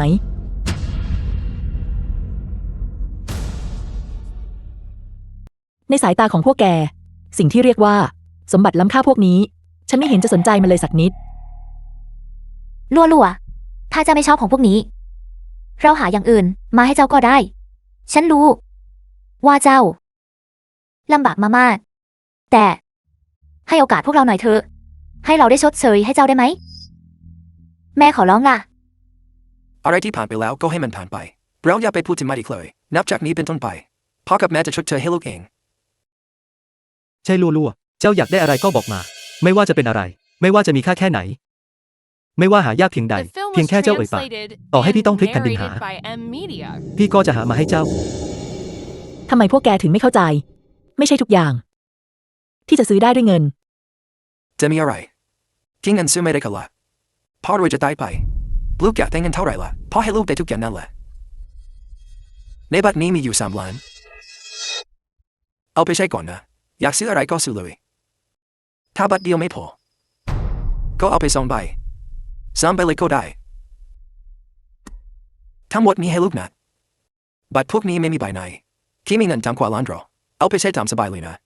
ถ้าใช้หมดแล้วก็มาขอพ่อไม่ต้องการคำขอโทษจากลูกหรอกขอแค่เงินพวกนี้จะชดเชยสิ่งที่ลูกต้องเจอมาได้ไม่ว่าจะมากแค่ไหนพ่อก็เต็มใจให้ ท่านประธานซู ช่างเป็นท่าทีที่ยิ่งใหญ่จริง ๆ ถึงกับยอมทุ่มเงินมากมายขนาดนี้ให้ฉัน ลูกพูดอะไรนะกองพวกนี้มันก็แค่ของนอกกายพ่อจะไปไม่อยากให้ลูกได้ยังไงจริงไหม ท่านประธานซูคงลืมไปแล้ว เมื่อ3 ปีก่อน ท่านไม่ได้พูดแบบนี้นี่นา ในโรงพยาบาล สภาพร่างกายปัจจุบันของเธอมันแย่มากนะเธอต้องเข้ารับการรักษาและสังเกตอาการที่โรงพยาบาลเธอจะเพิกเฉยต่อไปไม่ได้แล้ว หมอคะ ฉันเข้าใจแล้ว แต่ว่ามันยังมีทางอื่นอีกไหมคะ ครอบครัวของฉันตอนนี้ต้องพึ่งพาฉันเพียงคนเดียว ในการหาเงินมาจุนเจือครอบครัว ฉันไม่อยากนอนโรงพยาบาลจริงๆนะ ถ้าเธอยังดื้อดึงที่จะไม่เข้าโรงพยาบาลฉันก็จะจ่ายยาให้อย่างน้อยมันก็ช่วยบรรเทาความเจ็บปวดของเธอได้ ขอบคุณค่ะคุณหมอ ถ้าอย่างนั้นค่ารักษาเท่าไหร่คะ การรักษา1 คอร์สราคาประมาณ2-3,000 หยวนแต่เธอต้องกินต่อเนื่องห้ามขาดแม้แต่วันเดียว คุณหมอคะ เรื่องนั้น สุขภาพฉันยังดีอยู่ ฉันไปก่อนนะคะ เธอทำไม่ได้หรอ เร็วเข้า เค้กชิ้นนี้สวยจัง มันเป็นเพราะฉัน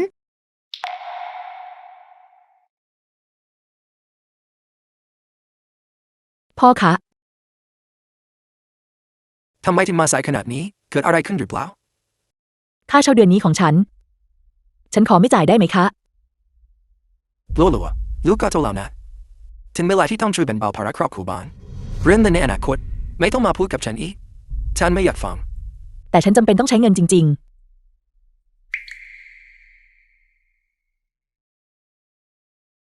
ใช่ วันนี้เป็นวันเกิดของคุณหนูซู เตรียมของขวัญไว้หรือยัง แม่กำลังบอกเจ้าอยู่ เจ้าอาศัยอยู่ในบ้านคนอื่น เจ้าต้องรู้จักบุญคุณคน อย่าเห็นแก่ตัวให้มากนักเลย เข้าใจแล้วค่ะแม่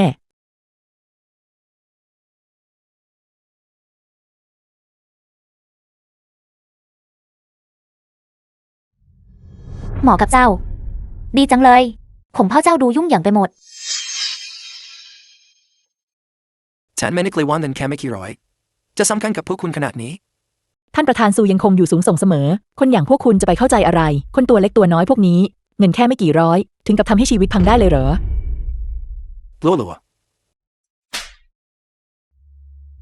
ลัวๆ แม่จะจัดการให้เจ้าเอง แต่พ่อของเจ้า เขาก็ไม่ได้ตั้งใจเหมือนกัน ตอนนั้นพวกเราไม่รู้สถานการณ์ของเจ้าจริงๆ ถ้าเรารู้เร็วกว่านี้ เราจะทำแบบนั้นกับเจ้าได้ยังไง เมื่อก่อนคุณก็เหมือนเขาไม่ใช่เหรอ ตอนนี้ยังจะมาแซงทำเป็นคนดีอีกเหรอ ลัวๆ คนเยอะแยะขนาดนี้ อย่าให้คนอื่นเขาหัวเราะเยาะเราได้ลัวๆ แม่รู้ ว่าเจ้า ให้ความสำคัญกับเรื่องนั้นมาตลอด เรายังไม่ได้จัดงาน ฉลองวันเกิดให้ลัวๆอย่างเหมาะสมเลย วันนี้แม่จะชดเชยให้เจ้าเอง ไปเถอะ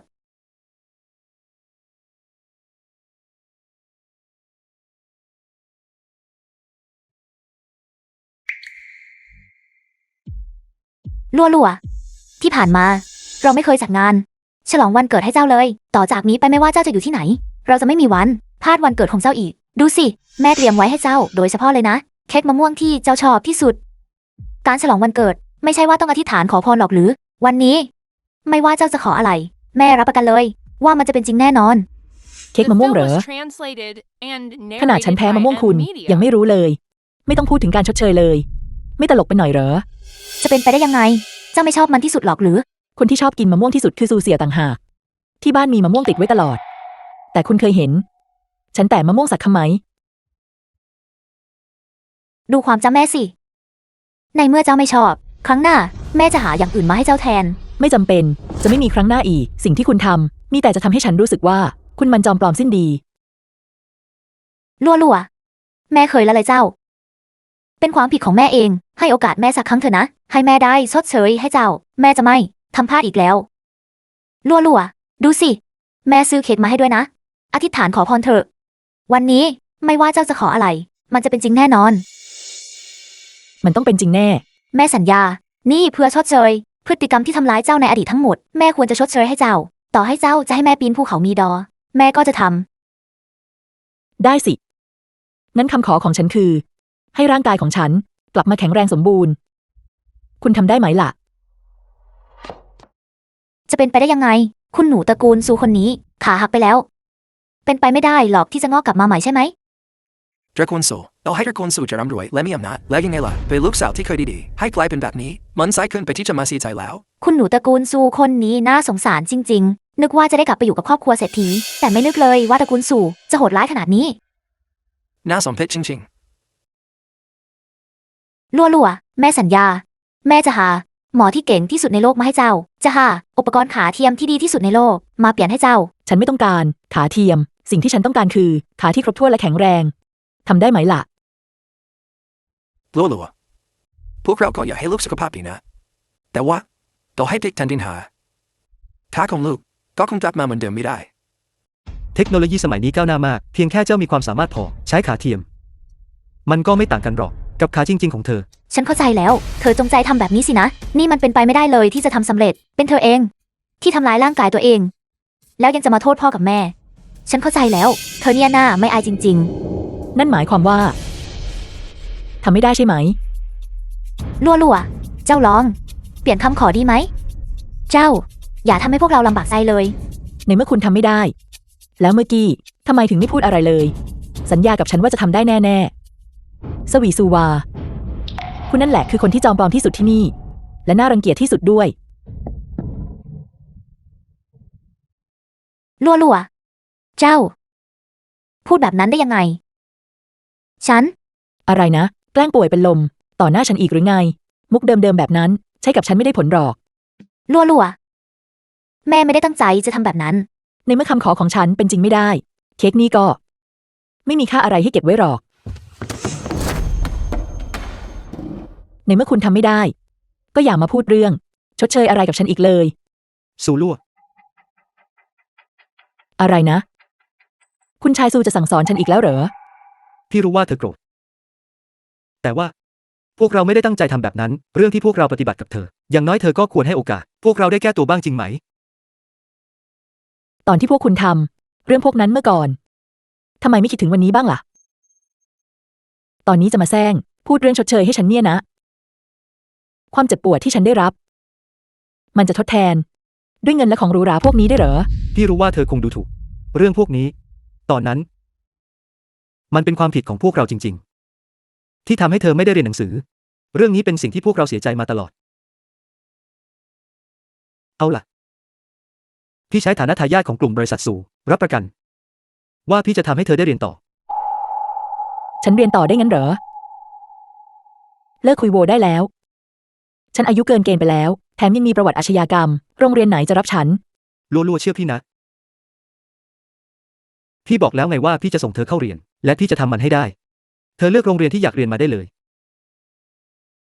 ต่อให้เกรดเธอจะไม่ถึงไปเรียนต่อต่างประเทศก็ยังได้ ฉันไม่ไปต่างประเทศ และจะไม่ไปโรงเรียนห่วยๆด้วย ฉันจะเข้าโรงเรียนที่ดีที่สุด มหาวิทยาลัยจิงตู เธอเป็นบ้าไปแล้วเหรอ มหาวิทยาลัยจิงตู เป็นโรงเรียนระดับโลกที่มีชื่อเสียง ทำไมไม่ลองหันไปดูสภาพตัวเองก่อนจะพูดล่ะ แค่พูดว่าอยากเข้าเรียน ยังคิดว่าตัวเองเป็นอัจฉริยะอยู่เหรอลัวๆมหาวิทยาลัยจิงตูเข้มงวดมาก่อแม้แต่ตระกูลเรา ก็ไม่สามารถยัดใครเข้าไปได้ง่ายหรอกนะ เจ้าอยากจะ ฉันจะเข้ามหาวิทยาลัยจิงตู ซูหยุนเฉิน ไม่ใช่เพิ่งพูดไปเหรอว่า ฉันจะเข้าที่ไหนก็ได้ ตกลงพี่จะจัดการให้เธอเองพี่สัญญาแล้วอะไรที่เธอต้องการพี่จะหามาให้ลัวๆกลับบ้านกันเถอะไปเตรียมตัวเรื่องเรียนกัน ไปกันเถอะ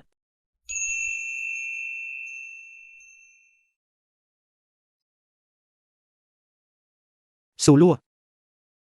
ต่อจากนี้ไปพี่จะปกป้องเธอเองต่อให้เธอไม่ให้อภัยพี่ก็ไม่เป็นไร เพื่อนร่วมชั้นซูรั่วนอกจากจะพิการแล้ว ยังมี เสียว เธอหมายความว่ายังไง ฉันเพิ่งนึกขึ้นได้ ฉันเหมือนเคยได้ยินมาว่า ชื่อของซูรั่วแต่ว่าอะไร เสียวบอกพวกเรามาเร็วเข้า มีอะไรที่พูดไม่ได้งั้นเหรอซูรั่วเคยติดคุกมาก่อน ติดคุกซูรั่วเป็นอดีตนักโทษนั้นเหรอจริงหรือหลอก เรื่องจริงหรือเรื่องแต่งเนี่ยเรื่องจริงเหรอเธอติดคุกข้อหาอะไร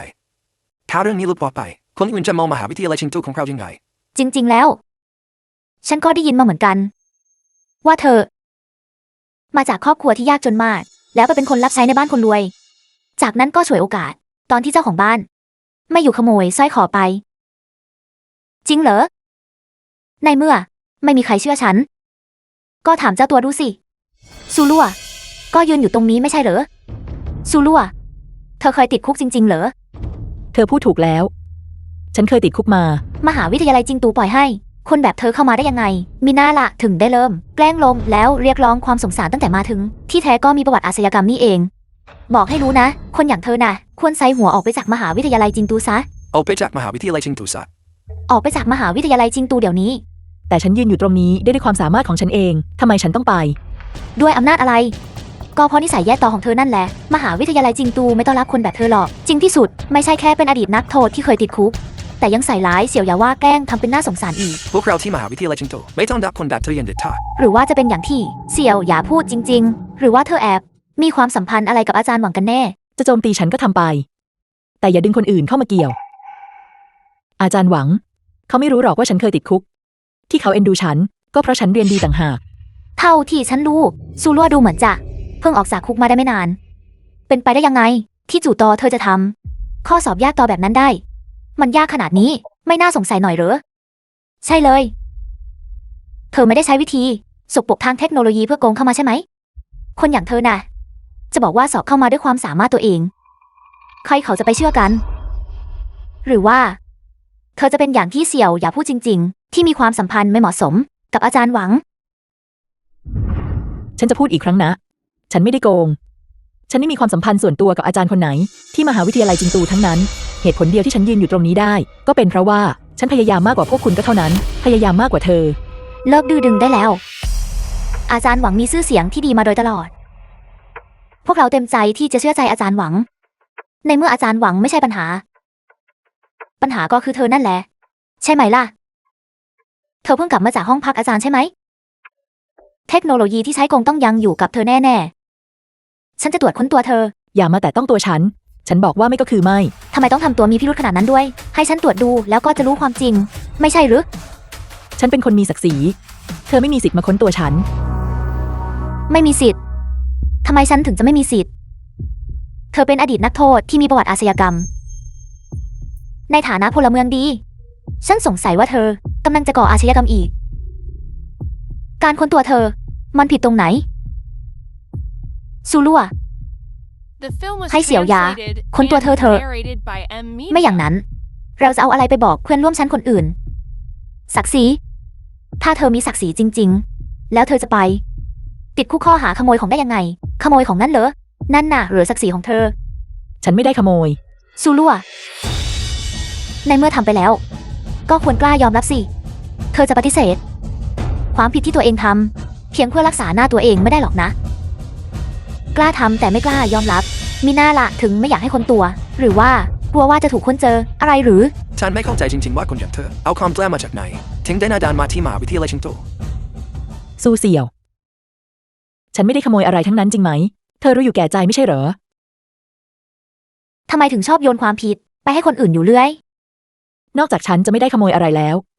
แต่กลับมีบางคน ขโมยของฉันไปต่างหาก ซูลัว เธอจะลากฉันลงเหวไปด้วยหรือไง ฉันไม่ยอมให้เธอทำตามใจหรอก เธอมีอะไรที่น่าขโมยงั้นเหรอ เธอมีอะไรที่น่าขโมยงั้นเหรอ จะเป็นเสื้อผ้าเก่าๆของเธอ หรือกระเป๋าหน้าตอนนั่นกันล่ะ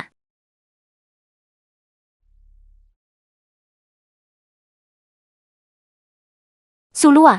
เธอเพิ่งยอมรับว่า เธอเคยติดคุก แล้วทำไมไม่ยอมรับล่ะ ว่าเธอขโมยของ ถ้าเธอยอมรับบางทีเพื่อนร่วมชั้นอาจจะเห็นใจ และยอมให้เธอเรียนที่มหาวิทยาลัยจิงตูต่อ ยังไงซะ การกลับตัวกลับใจก็ถือเป็น คุณธรรมอย่างหนึ่ง ฉันไม่ได้ขโมยอะไรทั้งนั้น ทำไมฉันต้องยอมรับด้วย คนที่ทำผิด แน่นอนว่าไม่กล้ายอมรับหรอก ฉันนึกว่าเพื่อนร่วมชั้นซูลัวจะเป็นคนที่กล้าทำกล้ารับ ไม่คิดเลยว่าเธอจะเป็นแบบนี้ ในเมื่อเป็นแบบนี้ มหาวิทยาลัยจิงตูคงไม่ต้อนรับเธอหรอก มหาวิทยาลัยจิงตูไม่ต้อนรับฉันงั้นเหรอ หรือว่าต้อนรับเธอแทน เทียบกับสู้เสี่ยวได้ที่ไหน เสี่ยวคือสาวงาม ผู้มีจิตใจดีแห่งมหาวิทยาลัยจิงตู ส่วนเธอที่เป็นอดีตนักโทษ อายุแค่นี้ทำไมถึงทำเรื่องแบบนั้นได้ลงคอทำไมต้องไปขโมยของด้วย สิ่งที่พวกเราเกลียดที่สุดก็คือคนแบบเธอนี่แหละ ตอนนี้เธอยังมีโอกาสที่จะเดินออกไปจากมหาวิทยาลัยจิงตูด้วยตัวเอง พวกเราจะถือว่าเธอไม่เคยมาที่นี่ แล้วถ้าฉันไม่ไปล่ะ ถ้าไม่ยอมไปก็อย่าหาว่าพวกเราไม่สุภาพนะ ฉันไม่เคยเห็น คนโง่เขลาอย่างเธอมาก่อนเลย เธอถูกใช้เป็นหมาก แต่ยังคิดว่าตัวเองเป็นผู้พดุงความยุติธรรมอยู่อีก ระวังคำพูดหน่อย พวกเราแค่ไม่อยากเป็นเพื่อนร่วมชั้นกับคนนิสัยเลวทรามแบบเธอ มีปัญหาอะไรหรือเปล่า ถ้าเธอมีความคิดที่จะกลับตัวกลับใจสักนิด พวกเราทุกคนก็คงต้อนรับเธอแล้ว นั่นสิทำเรื่องเลวร้ายมาตั้งเยอะ แล้วยังไม่ยอมรับอีก แม้แต่หลักฐานว่าสอบเข้ามหาวิทยาลัยจิงตูมาได้ยังไง เธอก็ไม่มี น่าสงสัยจริง ๆ นี่กำลังจะขอให้พวกเรา นั่งดูเธอทำลายมหาวิทยาลัยจิงตูอยู่หรือไง ในเมื่อไม่อยากไป งั้นฉันจะไปส่งเธอเอง อยู่ที่นี่ไปก็มีแต่ จะทำให้บรรยากาศในห้องเรียนแย่ลงเปล่า ปล่อยฉันนะ ฉันไม่ได้ขโมยอะไรทั้งนั้น และฉันก็ไม่ใช่พวกอาชญากรที่กลับตัวไม่ได้ด้วย ฉันจะไม่ไปจากมหาวิทยาลัยจิงตูเพียงเพราะข้อกล่าวหาเลื่อนลอยพวกนั้นหรอก ในเมื่อเธอบอกว่าไม่ได้ขโมยนั้นก็เอาหลักฐานมาโชว์สิว่าอยากล้างวันทีนให้ตัวเองและพิสูจน์ความบริสุทธิ์หรือไง ๆ ฉันว่ายายนี่แค่ดื้อดึง ถ้าเธอมีหลักฐานจริง ๆทำไมถึงยังโดนคนอื่น พูดถึงลับหลังอยู่ตลอดล่ะ นั่นสิ เธอควรเอาหลักฐานออกมา ไม่อย่างนั้นเพื่อนร่วมชั้นจะเชื่อเธอได้ยังไง ใครบอกว่าฉันไม่มีหลักฐาน หน้าคฤหาสน์ตระกูลสูง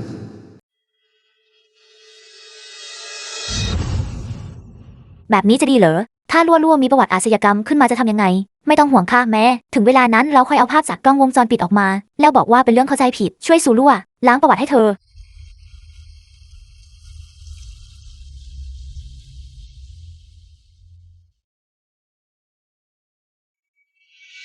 ทำลายภาพจากกล้องวงจรปิดทิ้งอย่าให้ใครรู้เชียวเป็นไปไม่ได้หรอกภาพจากกล้องวงจรปิดถูกจัดการไปหมดแล้วซูลั่วไม่มีทางมีหลักฐานอะไรหรอกในเมื่อเธอบอกว่ามีหลักฐานก็เอาออกมาให้ดูสิให้เพื่อนร่วมชั้นเชื่อเธอ เทเอาออกมาให้ดูสิ ใช่เอาออกมาให้ดูสิเอาออกมาให้ดูสิ เอาออกมาให้ดูสิ หลักฐานอยู่ที่ไหน ซูเสี่ยวควรจะรู้ดีกว่าฉันนะ ยังไงซะ ฉันกับซูเสี่ยวก็เป็นครอบครัวเดียวกัน เป็นที่น้องกันได้ยังไง ซูเสี่ยว ในเมื่อเธอคอยแต่จะหาเรื่องใส่ร้ายฉัน งั้นฉันก็จะแฉเรื่องนี้ให้หมด พูดจ้าเพ้อเจออะไรของเธอซูเสี่ยวเป็นลูกสาวของตระกูลซูผู้มั่งคั่งนั้นเธอก็รวยมากไม่ใช่เหรอถ้าเธอเป็นลูกสาวตระกูลผู้มั่งคั่งจริงๆแล้วเธอจะไปติดคุกข้อหาขโมยของได้ยังไง The Lahat film may was social ting Tumblr. translated May and reject Talila. narrated by M Media. เมื่อกี้ซูเสี่ยวบอกว่าเธอขโมยของ หรือว่าเธอขโมย ของมาจากตระกูลซู ฉันเองก็ประหลาดใจมากเหมือนกัน เพราะฉันขโมย ของในบ้านตัวเอง เลยถูกบังคับให้ติดคุกอยู่3 ปี ซูเสี่ยวเธอคงไม่ได้เกี่ยวข้องอะไรกับซูลัวจริงๆหรอกนะซูลัวเพิ่งจะถูกพาตัวกลับมาจากข้างนอก โดยครอบครัวเมื่อไม่กี่ปีก่อน แล้วพอเธอกลับมา เรื่องขโมยของก็เกิดขึ้น ครอบครัวเป็นห่วงว่าเธอจะเสียคนเลยต้องใจแข็งส่งซูลัวเข้าคุก แล้วทำไมเมื่อกี้ถึงทำมันไม่รู้จักโซโลล่ะ มีสมาชิกในครอบครัวเป็นนักโทษใช้แรงงานแบบนี้ใครจะไม่ปฏิเสธล่ะนั่นสิถ้าครอบครัวฉันมีอดีตนักโทษอยู่ฉันคงตีตัวออกห่างจากพวกเขาไปนานแล้วถ้าเธอไปก่ออาชญากรรมอีกชื่อเสียงของฉันจะไม่เสียหายไปด้วยเหรอนั่นสิ จริงด้วย เมื่อเทียบกับการที่ซูเสี่ยวปิดบังความสัมพันธ์เอาไว้ลักษณะนิสัยของซูลัวแย่กว่าตั้งเยอะไม่ใช่เหรอ ดูเหมือนว่า พวกคุณจะคิดว่าซูเสี่ยว คนที่ทำผิดตัวจริง จะสมควรได้รับการให้อภัย มากกว่าฉันที่เป็นเหยื่ออย่างนั้นเหรอ ในช่วงไม่กี่ปีที่ฉันติดคุก โลกภายนอกเปลี่ยนไปมากขนาดนี้เลยเหรอ ผู้กระทำความผิดอะไรกัน อธิบายมาให้ชัดเจนสิอย่ามาพูดอ้อมค้อมแถวนี้เลย ก็คุณนั่นแหละที่เป็นคนบอกให้ฉันพูด รีบพูดมาเร็วเข้า เรื่องที่ฉันติดคุก ทั้งหมดนั่นซูเสี่ยวเป็นคนบงการ จริงเหรอไม่น่าเชื่อ จริงหรือหรอกเนี่ย จริงหรือเป็นไปไม่ได้มั้งเรื่องจริงหรือเรื่องว่ากันแน่ ตอนนั้น เธอแอบย่องเข้ามาในห้องฉัน แล้วเอาเครื่องประดับ ไปซ่อนไว้ในเสื้อผ้าฉัน จากนั้นก็ร้องโวยวายว่าฉันขโมย ส่งฉันเข้าคุกด้วยมือตัวเอง ซูลัวพูดอะไรต้องมีหลักฐานนะ ไม่อย่างนั้นฉันจะฟ้องเธอข้อหาหมิ่นประมาทเธออยากกลับไปติดคุกอีกหรือไง ตกลงใครกันแน่ที่จะต้องติดคุก เธอหรือฉัน ฉันไม่ได้ทำอะไรผิด ฉันต้องกลัวอะไร ได้ งั้นก็ให้ทุกคนได้เห็นกันไปเลย ว่ามันเกิดอะไรขึ้นกันแน่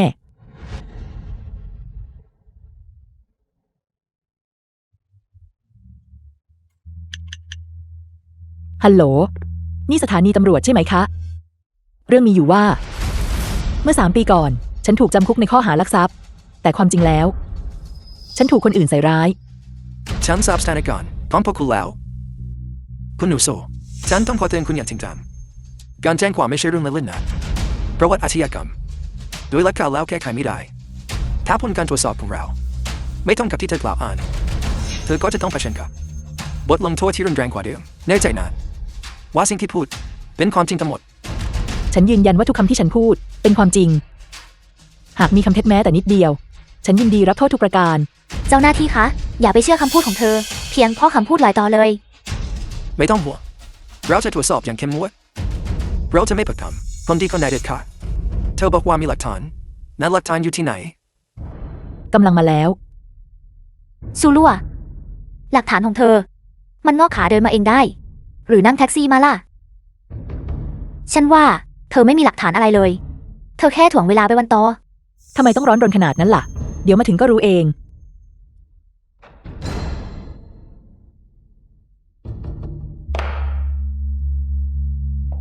อีกนานไหมกว่าหลักฐานจะมาถึง อีกเดี๋ยวเดียวกำลังมาแล้ว เธอจะไปมีหลักฐานได้ยังไง เธอแค่ถ่วงเวลาไปวันต่ออีกอย่างถ้าเธอมีหลักฐานจริงๆเธอคงเอาออกมาโชว์นานแล้ว จะรอถึงตอนนี้ทำไม สู่ลั่ว พ่อ แม่ เสียวทำไมเธอถึงมาอยู่ที่นี่ลั่วลูกเป็นอะไรหรือเปล่า แม่รีบมาทันที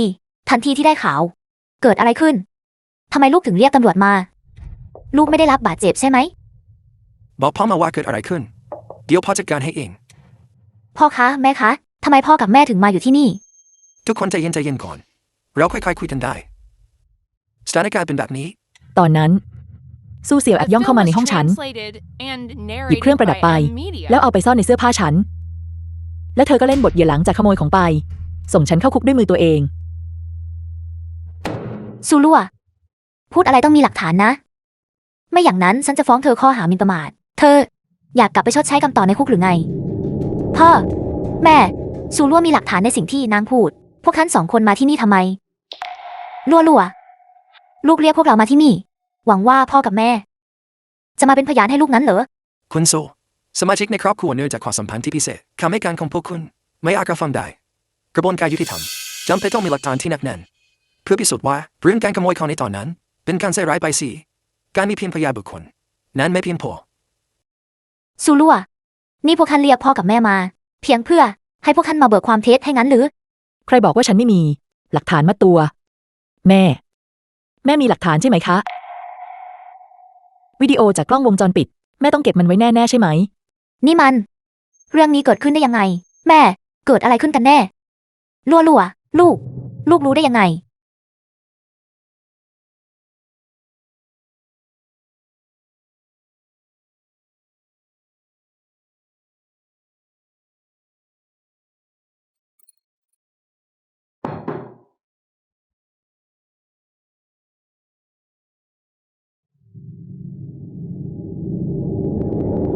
แม่ ตอนนี้แหละคือเวลาที่จะพิสูจน์ความจริงใจของแม่ แม่ยังอยากเห็น ลูกสาวตัวเอง ต้องแบกรับข้อหาที่ไม่ได้ทำและถูกคนอื่นสาปแช่งไปตลอดชีวิตงั้นเหรอ พ่อ พวกท่านทำกับฉันแบบนี้ไม่ได้นะ พวกท่านทำกับฉันแบบนี้ไม่ได้นะ ฉัน เดี๋ยวพ่อจะโทรหายุนเชิญเดี๋ยวนี้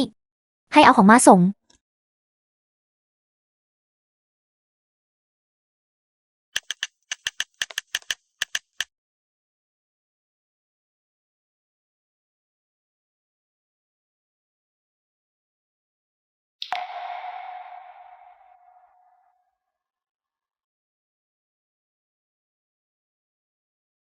พวกคุณ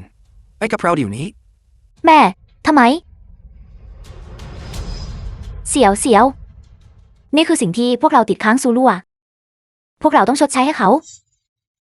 นี่ พวกท่านจะเสียสละฉันงั้นหรือ แค่นี้ใช่ไหม พวกคนตระกูลซูอออย่างพวกท่าน ช่างไร้หัวใจและเนรคุณจริง ๆ พวกท่านยืนอยู่ตรงนี้แซงทำเป็นคนดีงั้นหรือ พวกท่านคิดว่าการทำแบบนี้ แล้วซูลั่วจะยอมรับพวกท่านหรือ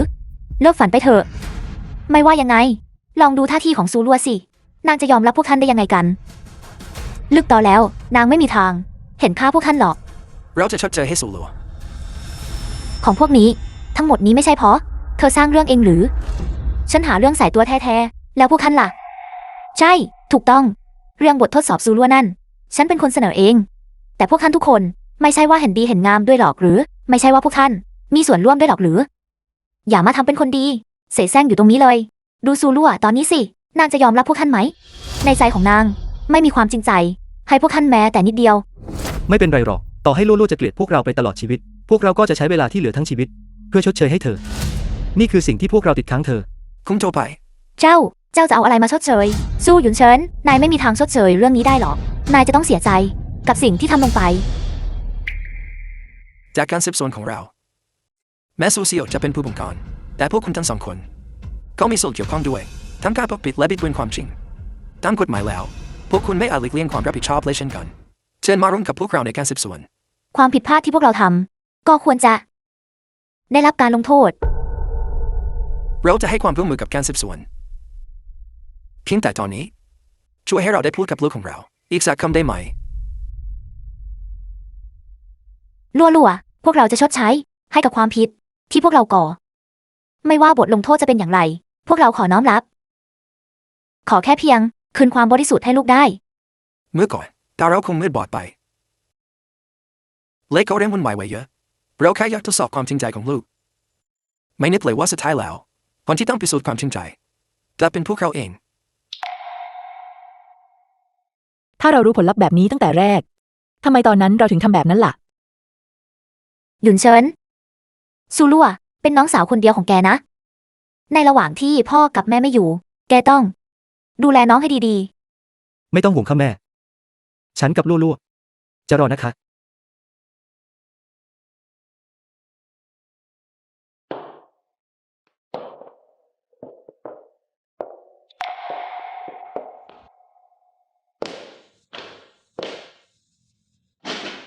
The film was การจะรู้ว่าฉันจริงใจหรือไม่ translated and narrated by มันสำคัญ M. ขนาดนั้น Media. เลยเหรอ แม่ไม่ลังเลเลยที่จะทำเรื่องแบบนั้น แต่แม่ไม่เคยคิดเลยว่า ถ้าฉันกลับบ้านมา ด้วยความจริงใจมาโดยตลอดจะเป็นยังไง ลู่ไม่ว่าบททดสอบความจริงใจครั้งก่อนๆที่ทำให้เธอต้องเจ็บปวดจะเป็นความผิดของพวกเรา แต่จากนี้ไป พวกเราจะชดเชยให้เธอทีละก้าวจนกว่าบาดแผลของเธอจะหายดี จนกว่า เธอจะยอมเชื่อใจพวกเราอีกครั้ง ก่อนหน้านี้เจ้าพิสูจน์ให้เราเห็นแล้วถึงความจริงใจของเจ้า ต่อจากนี้ไป เราก็จะพิสูจน์ให้เจ้าเห็นเช่นกันถึงความจริงใจของเราลู่กลับบ้านเราเถอะ เจ้ายังมีเวลาอีกมากในอนาคต ที่จะคอยพิสูจน์ความจริงใจของเรา มันสายไปแล้ว ทุกอย่างมันสายเกินไปแล้ว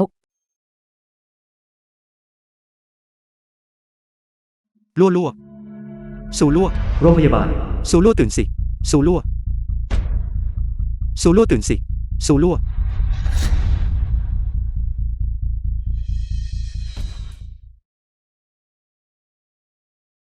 เ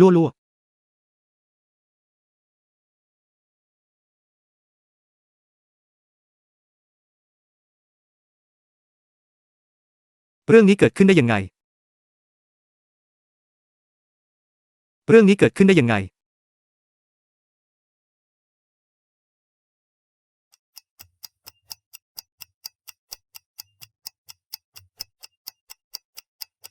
กำลังผ่าตัด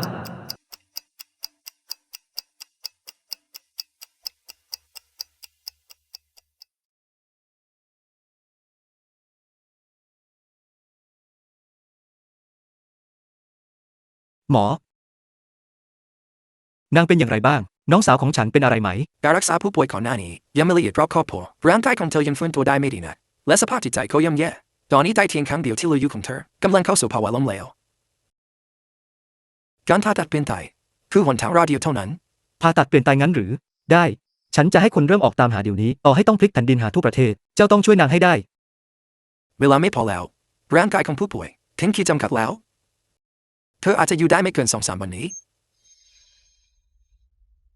อยู่ได้ไม่เกิน 2-3 วัน 2-3 วันที่ว่านี่กี่วันกันแน่ 3 วันร่างกายของผู้ป่วยอ่อนแอมากเธอประคองตัวได้เต็มที่แค่3 วันเท่านั้นหากเราหาใจที่เข้ากันได้ภายใน3 วันนี้บางทีเธออาจจะรอดแต่การหาใจที่เข้ากันได้ย่อมต้องใช้เวลาที่ยาวนานคุณบอกว่าภายใน3 วันเราจะไปหาคนที่เหมาะสมได้ยังไงกัน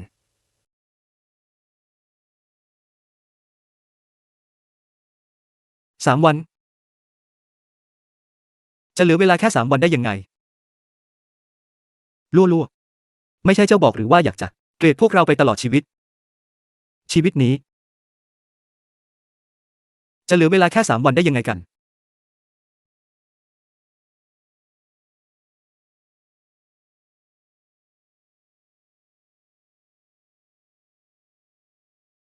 ลู่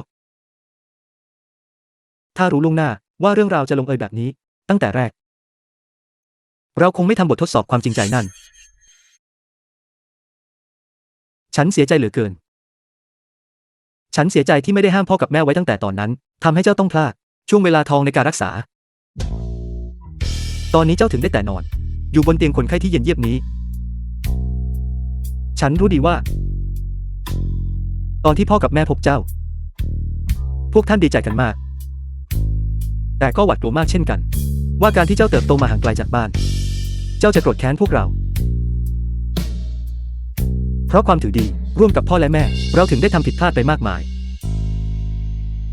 ตอนที่พ่อกับแม่จากไป พวกท่านกำชับฉันไว้เป็นพิเศษให้ดูแลเจ้าให้ดี แต่หลังจากพวกท่านจากไปไม่นาน เจ้าก็ล้มป่วยหนักลั่วอดทนไว้อีกนิดนะพี่ชายสัญญาทุกอย่างจะดีขึ้น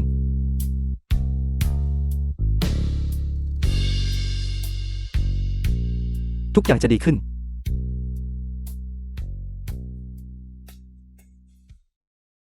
The film was translated and narrated by M Media.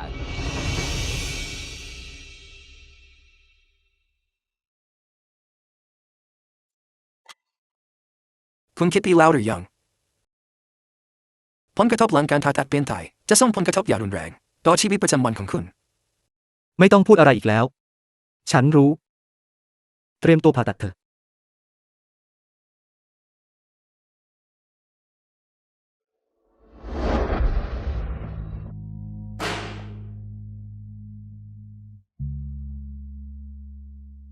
นี่พี่เป็นพี่ชายของฉันจริงๆเหรอ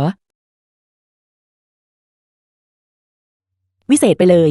ต่อไปนี้ฉันก็จะมีพี่ชายคอยปกป้องแล้ว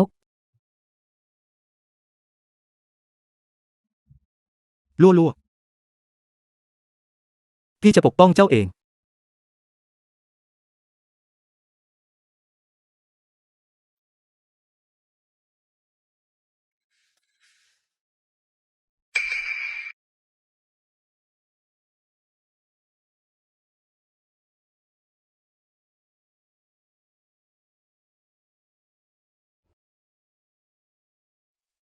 หายไวๆนะนี่ใครเป็นคนส่งมาฉันไม่เห็นจำได้ว่ารู้จักใครคนอื่นอีก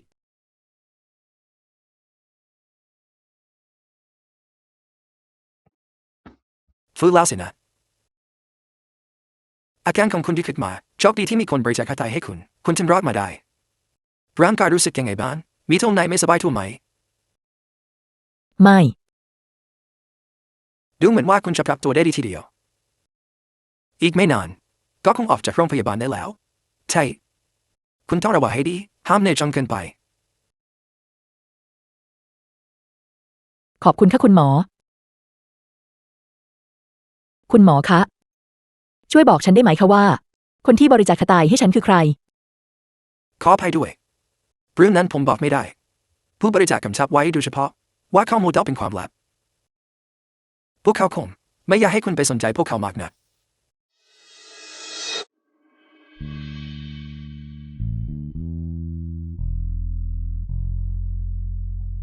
ซูลั่วที่แท้ความเจ็บป่วยมันทรมานแบบนี้นี่เองแต่ตราบใดที่เจ้ายังมีชีวิตอยู่ความเจ็บปวดแค่นี้จะเป็นไรไป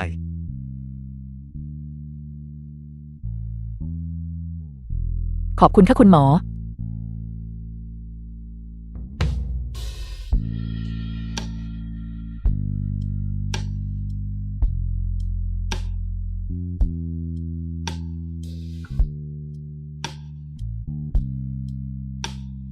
เธอจะไปไหน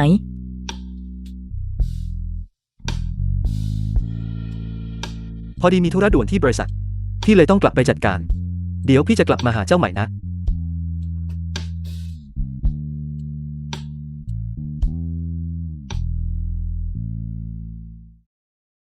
คุก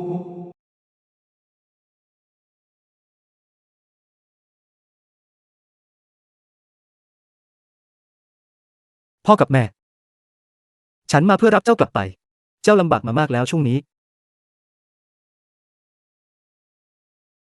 ทำไมลูกถึงมาอยู่ที่นี่คนเดียวลั่วไปไหนแล้ว